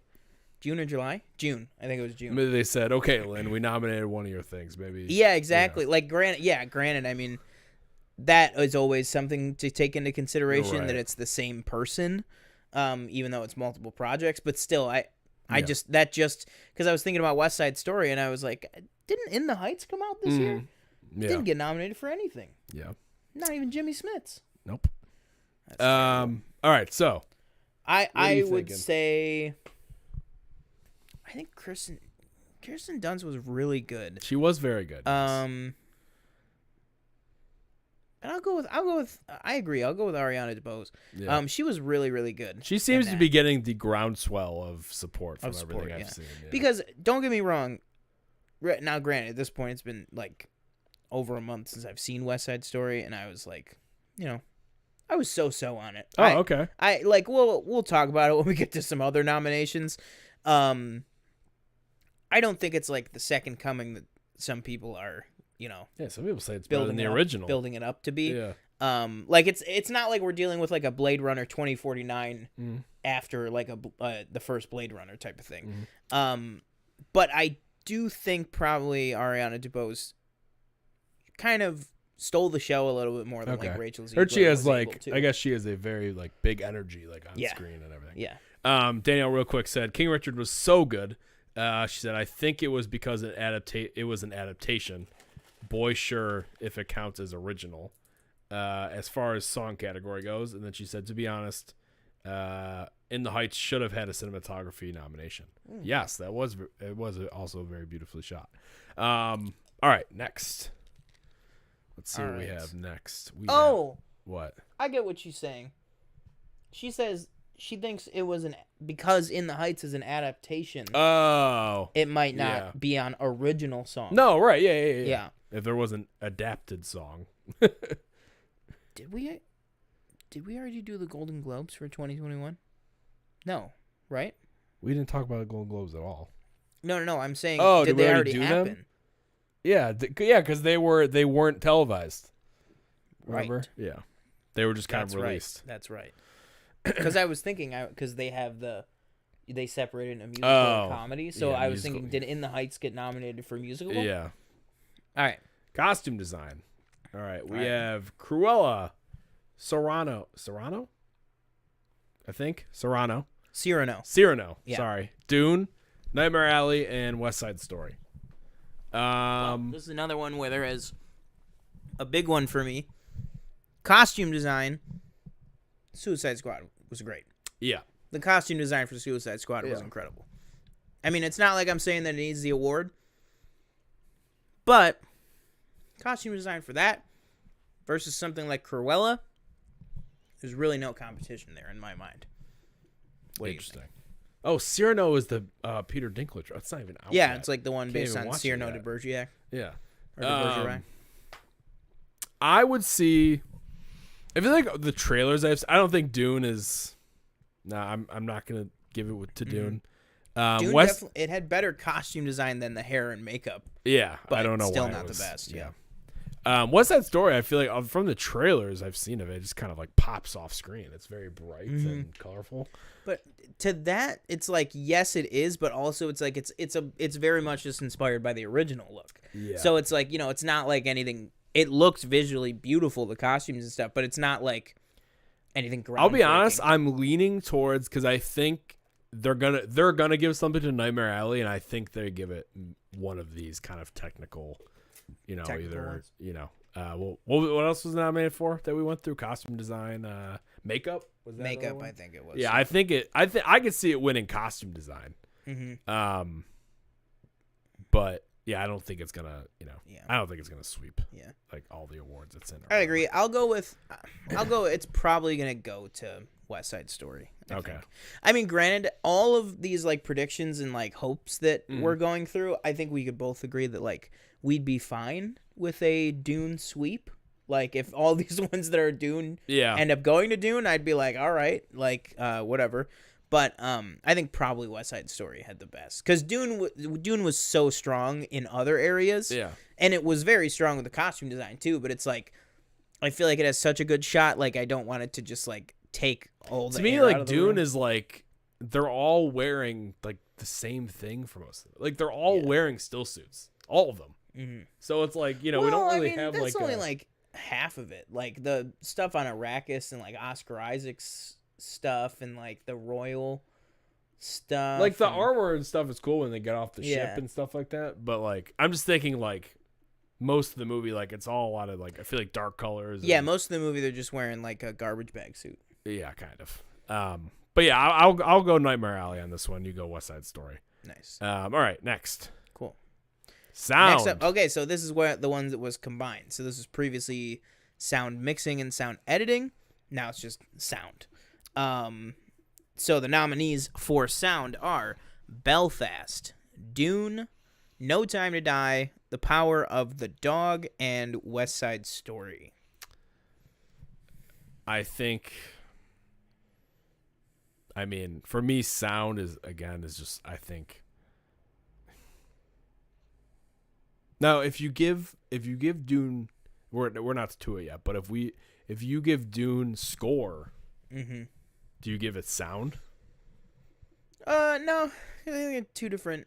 Because I think it's hands Beast. down for score. Like I think it's gonna take score all the way. Yeah. For sound, I'm trying to like what, sound design. Like I'm not qualified to tell you what that is. In all seriousness, like sound to me is just like, I don't really know how to describe it. I guess how to describe it as a category. So I'll probably go. Again, Belfast I haven't seen, or West Side Story. I'll throw No Time to Die a bone. Yeah. I'll say that'll win. I think it definitely had good sound. Yeah. But yeah, I will go Dune with this. Okay. Just like some of the engines and the machinery and stuff. I think the sound design is like it's very deep and like rich throughout the entire movie. Yeah. Even simple stuff like when they're walking through the sand and like the patterns of like their walk and stuff and like the sand walk that they do. Yeah, I'll go Dune. Okay. So you go No Time to Die. I'll go Dune. Yep. Cool. All right, next. There up, we go. Original score. All right. Well, let's just say one of these is not like the other. Let's just say that. Can you tell me which one it is?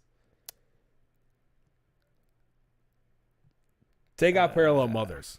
Okay, that's what I thought you were. No. Oh. I said Oh. So Parallel Mothers, just forget that because we haven't seen it. So of the four, then yeah. tell me which one doesn't belong. Don't Look Up has a beautiful like final score, like of the final scene. The score really comes in, and it's like a scene with no dialogue. But other than that, I don't know why it's nominated. The score is not. And believe me, I loved Don't Look Up. It's my third favorite movie of 2022. But I'll tell you right now, I really don't think it should have been nominated for anything that it was nominated for. If I'm being honest, I would have been A-okay if Don't Look Up just didn't get nominated for literally anything. Especially not original score. I would swap out. I actually have heard the music for Parallel Mothers because I've cleaned it a couple times. Because we have it right now. I gotta see that too. Apparently, that's it's still up. I'll be there soon. I don't know, but what's it called? I would honestly take out Don't Look Up and I would put in No Way Home.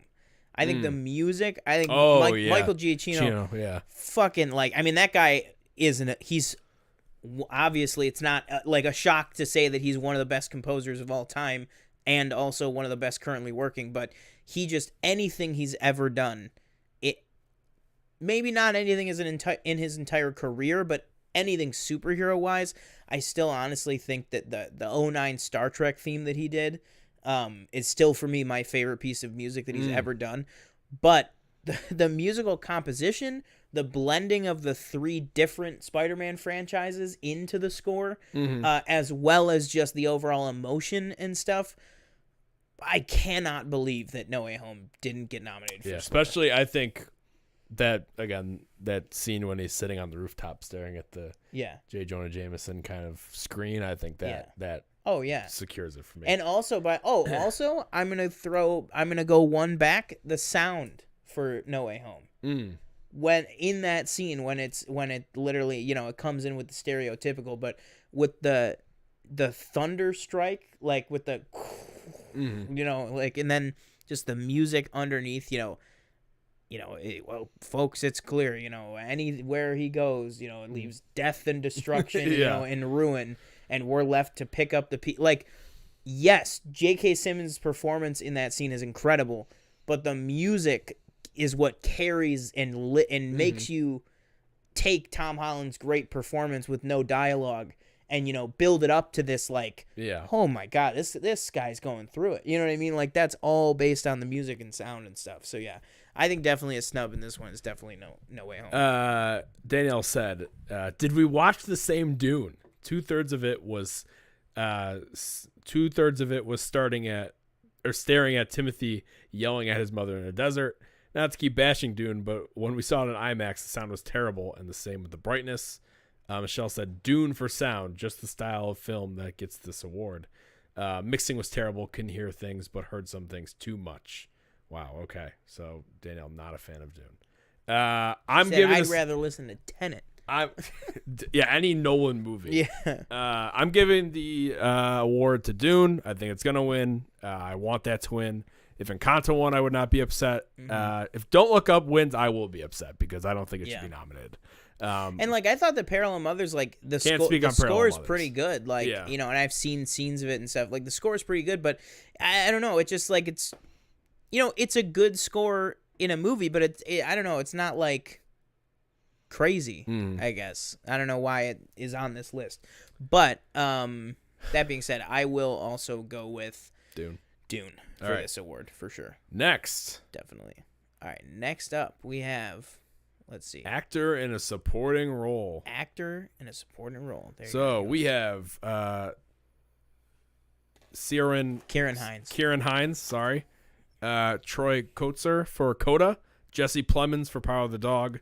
J.K. Simmons for Being the Ricardos. And Cody Smith-McPhee for The Power of the Dog. Change that to J.K. Simmons for Spider-Man No Way Home. You gotta do it. I don't think so. No. I don't know. For me personally, like I don't think Jesse Plemons should be nominated. This is the one that you were talking about? Yeah, okay. He was good in it, but like I don't know who. I'm trying to think who I'd probably replace him with. I'll tell you who I replace him with. Who? Might be wrong because it's just the first thing I thought of. Vincent D'Onofrio in Eyes of Tammy Faye. Oh, he was very good. I think you could throw in I forget his name, and this is just my love for Tick Tick Boom kind of coming through. The one that plays Michael? Yes, yeah. I think you could throw him in there, and I would not be, I think that'd be a good. Again, Jesse Plemons was good. It just I feel like, it was definitely Benedict Cumberbatch's kind of movie, and Kirsten Dunst was also great. But yeah, I would throw in Robin De Jesus is his name. Like, I would throw him in.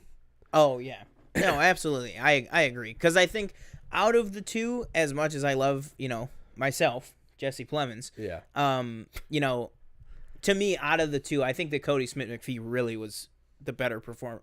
Not the better performer, but just I feel like he had kind of more time to shine, kind of, and stepped up a little bit more, because like he's good, and like he gives good performances in like the X-Men movies that he was in, but also like something a little more serious that he was in, like even like when he was in Planet of the Apes, like Cody Smith-McPhee was he was good.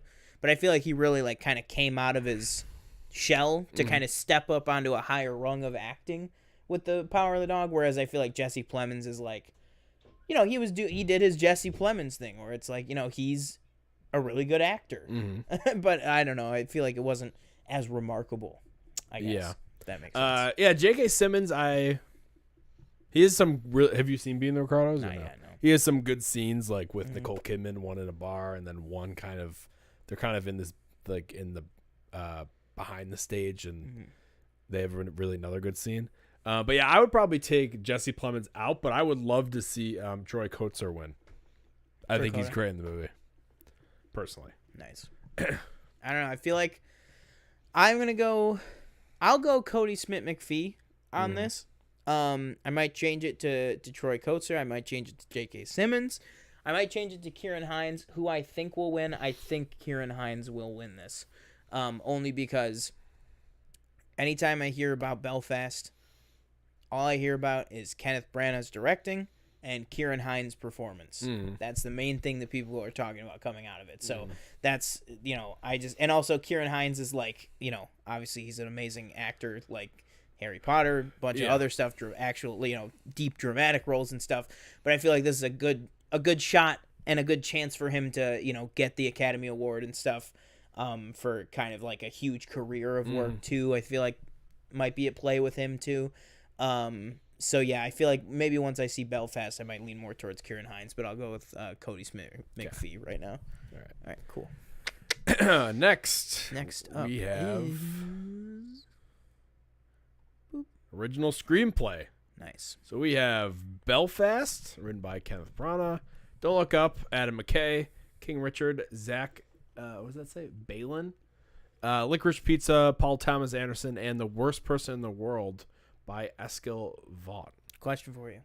Yes. Do you think so Belfast is like a semi-autobiographical film by Kenneth Branagh. Do you think he actually wrote it? Or do you think he stole the script and then wiped somebody's memory? I think he wrote it. Why? You're making a joke. About like Gilderoy Lockhart. Oh. I was like, you think he stole the script and then wiped somebody's memory? Belfast wouldn't sell half as well if they thought that I'd done those. So I've only seen Don't Look Up, and I've only seen King Richard. I haven't seen Belfast. I haven't seen Licorice Pizza, and I haven't seen The Worst Person in the World, which I've been seeing like a lot of people have been like, oh my God, The Worst Person in the World and Drive My Car got nominations for the Oscars. So fan favorites, apparently, it seems like. Don't Look Up. Get that out of there. Really? Again, I said this. I loved the movie, but I don't think that anything in it was like, oh my God, was like top class of like awards stuff.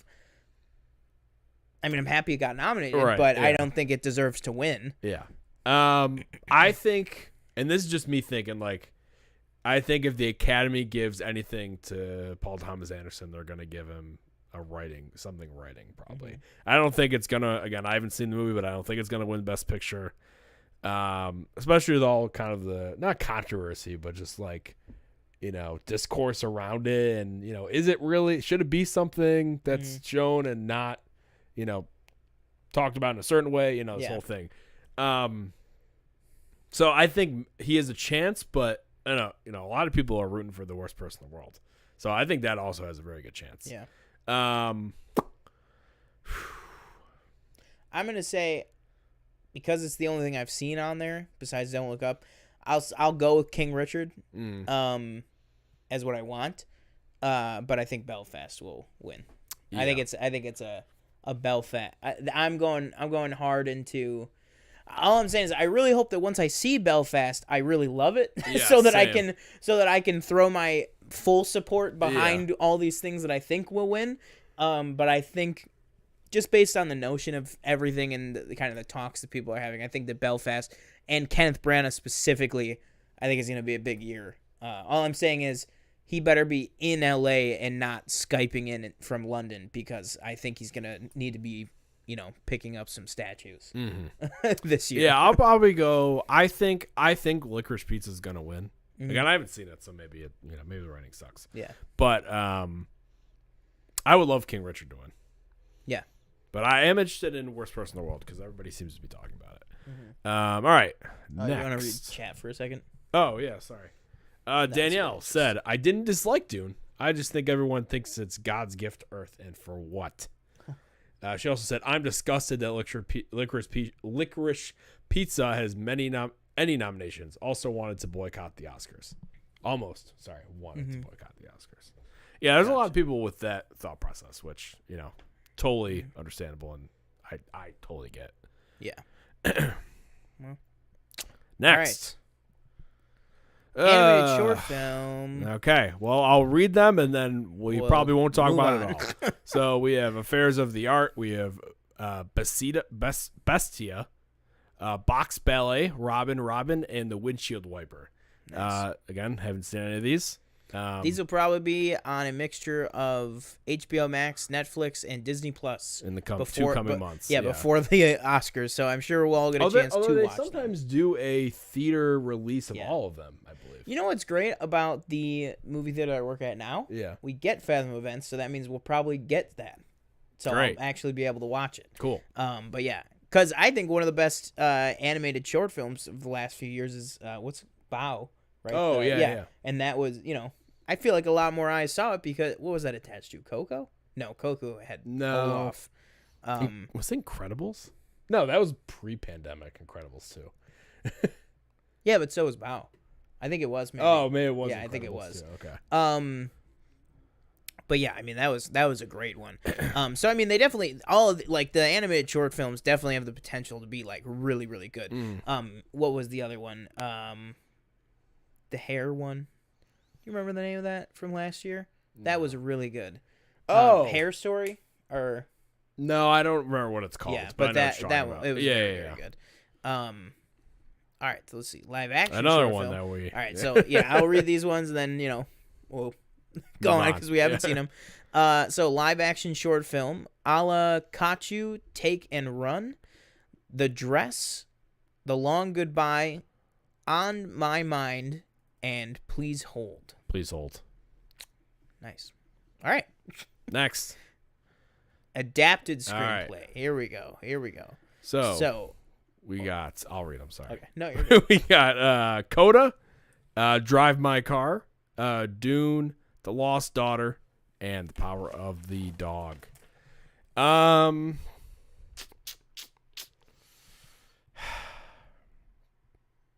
think Coda would be an interesting win. I also think it would be interesting if Maggie Gyllenhaal won an Oscar for adapted screenplay. I think that'd be really cool. I'm trying to think. Rachel. Yeah, that's all I can think of. No, I don't think. I don't think Dune. You don't think? I mean, for me personally, I feel like it does a good job of explaining. Because Dune is a very just Dune in general, like the world and everything is a very like lore heavy kind of story and everything. Rich, dynamic universe. Yes. So I think again, I thought they did a good job of conveying that on screen without the time. I forgot Zendaya was in that. Yeah, barely, but she was in it. I think a cameo. I think I'd give this to Coda. But I'm very Drive My Car. I feel like the past 3 years for me at least, there's been one foreign film that's like jumped out where everybody's been like, oh, you gotta watch this. Yeah. And it's when Parasite, Another Round, Drive My Car seems to be this year's.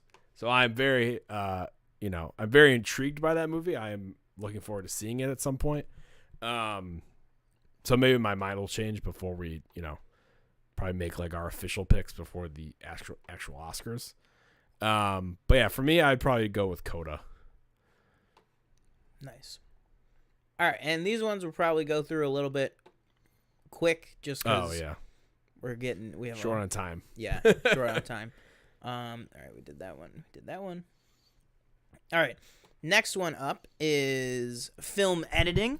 So that is going to be Don't Look Up, Dune, King Richard, Power of the Dog, and first time we've mentioned it today, Tick, Tick, Boom.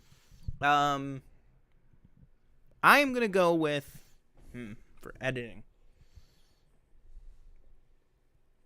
I'll go Tick Tick Boom. I would agree. And I think that's what will get it. Yes, I think the way they were able to kind of go back and forth between, I'm trying to think like real life and then kind of like musical fantasy sequences, which happens a couple times. I thought that was just fantastic how they did that. And also, I think the kind of juggling those two dynamics, and also just within both of those dynamics, just the editing in general was great. So I think that's a great choice for sure. Let's see here. What did I just do? Okay. Production design next up. So this one is, we have Dune, Nightmare Alley, The Power of the Dog, Tragedy of Macbeth, and West Side Story. What do you think? I'd probably go. I think maybe Nightmare Alley gets this one. Yeah. Yeah. Or Tragedy of Macbeth, because Tragedy Buffalo, New York, right? Nightmare Alley, yes. But yeah, I'm leaning towards Nightmare Alley. Yeah, I think this is one that Dune will take. Okay. Because I think that a lot of what people liked about Dune and a lot of what Dune built up for people is the look of it, the look and feel of it, and stuff like that. So, I think that has a very good chance. Let's see. All right. This is a good one. You want to read this one? Yeah. So, actress in the leading role. So we have Jessica Chastain for Eyes of Tammy Faye, Olivia Colman for The Lost Daughter, Penelope Cruz for Parallel Mothers, Nicole Kidman for Being the Ricardos, and Kristen Stewart for Spencer. I think Kristen Stewart. I think it's also Kristen Stewart. I think she should, and I think she will. I don't think, and again, like you mentioned, I think a lot of people think that Jessica Chastain was over the top, kind of in a Jared Leto House of Gucci way almost, I think. Jim Baker. People are saying Penelope Cruz is very good, Parallel Mothers, so maybe she takes it. I don't think this is Olivia Colman's year. I don't think it's Nicole Kidman's year. I thought she was good in Being the Ricardos, personally. I've said it before. I think I haven't even seen the movie. I know a lot of people say she was miscast. It's gonna be like Judy. Remember with Renee Zellweger? Yes, Judy. Yeah. I was not a fan of that casting from the get-go. Yeah. And I won't be. Did you like the movie? Did you see the movie? Yeah, I saw the movie. I did not like the movie. Okay. Yeah. I think it's Kristen Stewart's personally. Yeah. I thought she was also fantastic. She was. She was incredible. Yeah. That is also, I believe, Spencer's on Hulu. I think it's on. I Hulu. rented it, so I don't know. Okay, yeah, but I think right now it's on Hulu. So, people want to see Spencer, go see that. And then obviously, for those who don't know, Kristen Stewart Spencer. She's playing Diana Spencer, like Princess Diana. It revolves around the time period around all the tabloid discussions and stuff, amidst basically their separation and divorce. And it follows her quite well. And honestly, I think we have to kind of address it when talking about Spencer. I think the depiction of like Diana in this was just a lot more like raw than what we get on The Crown. Now The Crown just started going into Diana, so there's gonna be more and stuff, but I think the two kind of address her, in different ways, and I think both performances really stand on their own as great performances. But Kristen Stewart, and again, Kristen Stewart's one of those that she has just been putting out, amazing performance after amazing performance, and I feel like it's just she needs it's her time. It's her time to get recognition for that. Hopefully she'll go home with the Oscar this year, and Robert Pattinson will go home with the $1 billion paycheck. So because they're both great. Right, international feature film. Sorry, real quick. Drive My Car, Japan, Flee, Denmark, The Hand of God, Italy, Lunana, A Yak in the Classroom. What country is that? Bhutan? I think that's what that says. I think so. The Worst Person in the World, Norway. I think this is Drive My Cars to Lose. Everybody's the one movie I feel like everybody's talking about. Yeah. Could also be Worst Person in the World, but yes. I don't know. I feel like those two are the only two with shot this year. I will go with Drive My Car just because, I've seen that as, a lot of people very hyped up on that one. Very happy that it's gotten a lot of nominations too. So yeah, I think that's a very good pick. Let's see here. All right. All right. We have Yep. Can I talk? Javier Bardem for being the Ricardos. Sorry, this is actor in leading role nominations. Benedict Cumberbatch for The Power of the Dog. Andrew Garfield for Tick, Tick, Boom. Will Smith for King Richard. And Denzel Washington for The Tragedy of Macbeth. I think it is between Andrew Garfield and Will Smith. I think Will Smith has an edge because I think they're just going to give it to him because it's like, he's had so many good performances before. We haven't given it to him. Tell the truth. I think it's time, Yeah. And he's very good in King Yeah. Richard. Very good. I want Andrew Garfield to win so bad because he's doing it all in Tick, Tick, Boom. He's doing it all. He is doing it all. I told That's myself, true. I go, if he was not nominated, I was going to riot. I was going to have a problem. I think it's between them.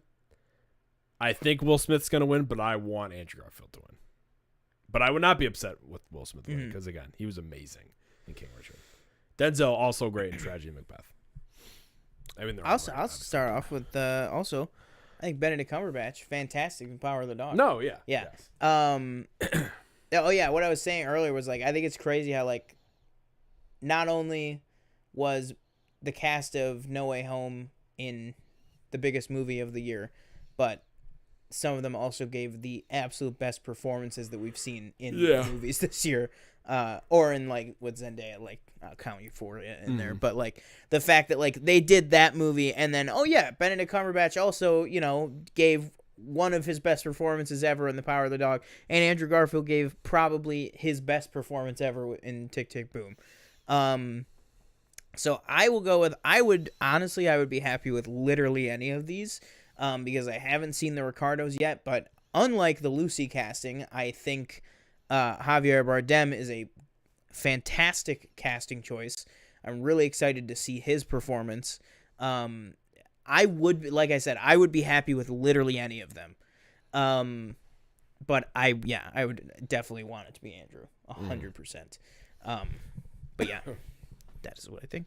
All right, and then we're gonna jump down to this because I think did we already do that one? We did this one. We did that one. Okay, good. All right, so I'm just trying to make sure that we're not missing one. No, yeah. Okay. All right, cool. So then next up is definitely gonna be directing. All right. Directing, we have Belfast, Kenneth Branagh. Drive My Car. Oh my gosh, I can't read his name. Ryusuke Hamaguchi. Licorice Pizza, Paul Thomas Anderson. Oh, sorry, he was for Drive My Car. Apologize if I didn't say that. Power of the Dog, Jane Campion, and West Side Story, Steven Spielberg. I think right away, West Side Story. I think he might win. I think he has a good chance. Everybody keeps saying. I don't know. People are saying this one's better than they like it more than the original. I don't know, man. No. I thought it was really good, but like you're gonna give. I don't think that Steven Spielberg deserve. Okay, when you're talking about somebody that's like Steven Spielberg, I'm sorry, but looking at the rest of this list, his bar is higher to get the award. You know what I mean? Does that make sense? I know that's not necessarily fair to him because he is so good at what he does. But in my opinion, it's just like for me, his bar is slightly higher than other people. And for me, I think West Side Story was very good, but I don't think it's like something that I would give Steven Spielberg the Academy Award for directing. You know what I mean? Like that's just my take. That being said, I think it'll go to West Side Story. I think it'll go to Steven Spielberg. Either that or Belfast. I think Kenneth Branagh. Yeah, I think Kenneth Branagh has a good chance. Yeah, because I think again, like you said, this will be their. Yeah. You've waited long. They're enough, sweet. They're Belfast sweet. Yeah, exactly. Because like Kenneth Branagh, I mean, he's been bringing it with directing, acting, writing for years, and it's like this is all right. You're finally gonna get recognized, and also this is kind of his like magnum opus of his whole career. You know what I mean? Like when I feel like when you kind of master all the jobs in Hollywood and then you bring it all together to, act, write, produce, direct, in a biographical movie about your own upbringing, and you're nominated for an Academy Award, I feel like it's like, well, if you don't win that award, what's it all been for? Yeah. And that's not his fault, but I'm like, hopefully they give him that edge. Personally, I would have put Denny in here. Denis Villeneuve for Dune, but I'd put him in over Jane Campion really? for Power of the Dog. I haven't seen Licorice Pizza. Yeah, but... that's what I'm thinking. I think you might take PTA out. I haven't seen it again. And again, I haven't seen Drive My Car either. I haven't seen actually any of these movies except for Power of the Dog. But I think Denis Villeneuve at least should get a nomination. Yeah. But that's just me. But yeah, I think it's going to Steven Spielberg, but I could see Kenneth Branagh winning because again, I think it could be his career achievement award. Yeah. Danielle says, Michelle said before that, Tick Tick Boom should win. I want Kristen Stewart. Andrew Garfield was unbelievable. And then Danielle said in the chat, isn't it amazing how so many of the movies nominated now are strictly streamed? Yep. Yeah. Yeah, I mean, Power of the Dog is Netflix. West Side Story was theatrical, but it was going limited to Disney Plus. COVID. Yeah. What's it called? Oh my lord, The Lost Daughter is Netflix. Yeah. Again, very small theatrical, I think, but mostly streamed. And 4 years ago they were saying Netflix, Prime, Hulu, blah blah. They don't belong in the. That was Steven Spielberg. I know. Oh, I know. Spielberg was the one championing that. Yeah. He was the one out saying, he got himself in some trouble. Remember when he was because the problem is you can say all you want, but he was putting money behind lobbying and advertisements and stuff for streaming movies should not count towards the Oscars, and then he goes and makes that giant deal with Apple. And people, Macbeth and Apple? people are like, are like, what the hell? Yeah, that's exactly right. Tragedy of Macbeth is Apple. Coda technically was limited theatrical within Apple. Yeah. Yeah. I think they bought it at Sundance. Probably. They bought it at a festival. Yeah. All right. So, is this the last one, the big one? The big one. Wrap things up with Best Picture. Best Picture. You want to go every other? Yeah, all right. So, Best Picture nominees are Belfast, Coda, Don't Look Up, Drive My Car, Dune, King Richard, Licorice Pizza, Nightmare Alley, Power of the Dog, and my favorite, West Side Story. Now, there is a snub, I believe. Okay, so for me, you're taking out Don't Look Up. Sorry. You're taking out Don't Look Up, and you're taking out Nightmare Alley. I liked Nightmare Alley, but I didn't think it was, a Best Picture of the year. I would throw Tick Tick Boom in here immediately. Yeah, I'd even take Nightmare Alley out of this, throw Guillermo on director. And that's, I don't think it was Best Picture. Yeah. Oh, did you watch it? You watched it? I've seen most of it. Okay. At work. Yeah, again, Don't Look Up is just Yeah, Don't Look Up has no business being on there. If anything, the only thing that I would have swung my weight behind would be a director for Adam McKay, which he wasn't nominated for. So other than that, I don't really know. But yeah, Tick Tick Boom definitely should have at least been nominated for Best Picture. That to me is on the same level of snub as Denny for directing. But yeah, I will go. Did you end up watching Mass? No, not yet. Oh, okay. What is that on? That was rented. I don't know if it's on rented. something, Okay. but that I don't know what I could probably throw that in there for I don't know if it's screenplay. Yeah. Yeah. Because it's just them talking. That was very. That's good. a movie that's built to make the screenplay be the star basically. Are you surprised Spencer's not on here? No, I think in the same way that Eyes of Tammy Faye isn't on here. I think they're both great movies, but they're because I'll say I feel like I'm in a little bit of the minority of I do think that Eyes of Tammy Faye is a great movie. I think people are like, oh, the movie's a lot of people say the movie's not good. Yeah, but the performances are good. I think Eyes of Tammy Faye was a really good movie. I just think the performances outshined it. I think same thing with Spencer. I think Spencer was probably a better movie than Eyes of Tammy Faye, but her performance is really what the movie, the movie itself is almost a vehicle for her performance. I'm kind of surprised Last Duel is no nominations at all. Ridley Scott got nothing. He got nothing. I liked Last Duel. I thought it was a good movie. How many nominations did Ridley Scott get? One for well, he didn't even get it, but one of his movies got one for hair and makeup. Ridley, how many nominations did the Marvel Cinematic Universe get? And I think that's, speaking of the MCU, I think that's another big question is, did No Way Home deserve a nomination for Best Picture? Okay, if you're, although, can you answer yes objectively? I can answer objectively completely on one account. They nominated Black Panther.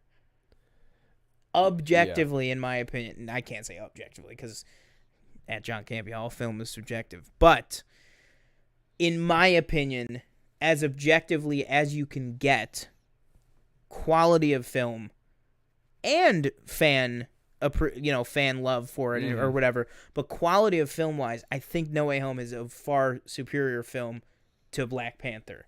And Black Panther is one of the best films in the entire MCU. Don't get me wrong. That performances, Ryan Coogler's amazing. Everything in that movie is great. But the fact that got nominated for Best Picture, the highest award that you can get, and like No Way Home didn't even get like a score or anything like that. You know what I mean? I do think, and also, what do we have? 9 this year? No, we have 10. 1, 2, 3, 4, 5, 6, 7, 8, 9, 10. Oh yeah. They're kind of off center. Yeah, so it's kind of weird. Because I think there's more names on that side. Yeah. Yeah. So there's 10 this year. Okay, so they went with a full 10. Yes. But I don't think they had to. I think you could have taken Don't Look Up out. Take Don't Look Up and Nightmare Alley out. Put No Way Home and Tick Tick Boom in. I agree. I agree. Yeah. And I don't think 100%. either of those are gonna win. No, but I think just like they I didn't deserve think that Black nominations. Panther was gonna win. Yeah. But yeah. But it's the same thing as like people said the same thing with Endgame.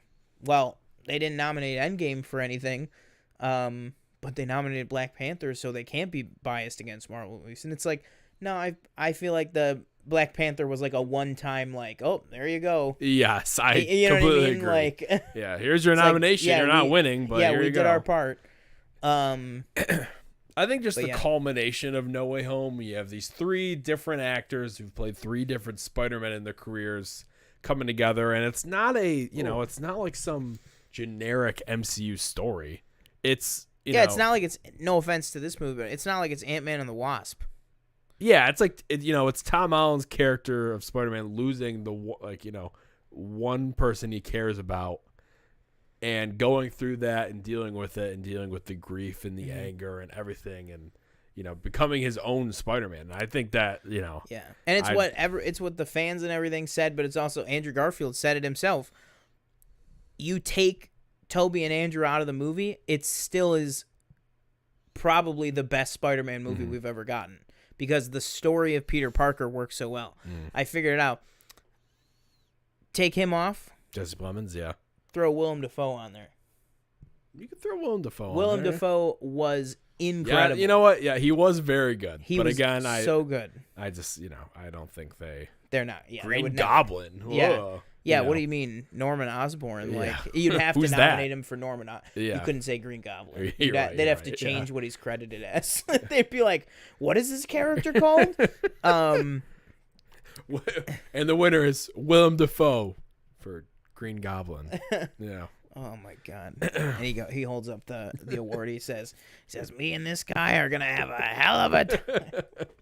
Oh God! The actor who plays Dr. Strom pops up. Actually, the actor who played Dr. Strom was in circle back to the beginning of the show, was in Moxie. Oh yeah, nice. Yeah. All right. That'll do it. That was a full breakdown of some of our thoughts on this week's TV episodes. Tune in on Saturday for a Book of Boba Fett full spoiler, full season recap review live stream. Yeah. Thanks you guys for joining us. And again, like we said, we will have another PFN Live episode dedicated to the Oscars. Probably just the week of. right before, Yeah. the week of, where we'll do our official Sunday, ballots right? and stuff. Yeah. Okay. Or we'll do our official like ballot and everything the Wednesday prior, and then the Wednesday after we'll do, obviously breaking down the winners and stuff. But yeah, awesome. Thank you guys for joining us for episode 73 of Planet Film Live. I've been one of your hosts, Sean Monk. That'll do it for me. As your other host, TJ Cornwell. Don't forget to like, comment, subscribe. Let us know what you thought of Book of Boba Fett, Euphoria, Peacemaker, and the Oscar noms in general, who got snubbed and who was deserving. Don't forget to check out some of our reaction videos on the channel, including Sean's Boba Fett review, Lightyear YouTube trailer Shorts, reaction. Lightyear trailer reaction on TikTok as well. And we will see you next time. Boom. And if you hit your head, go to the hospital. Yeah.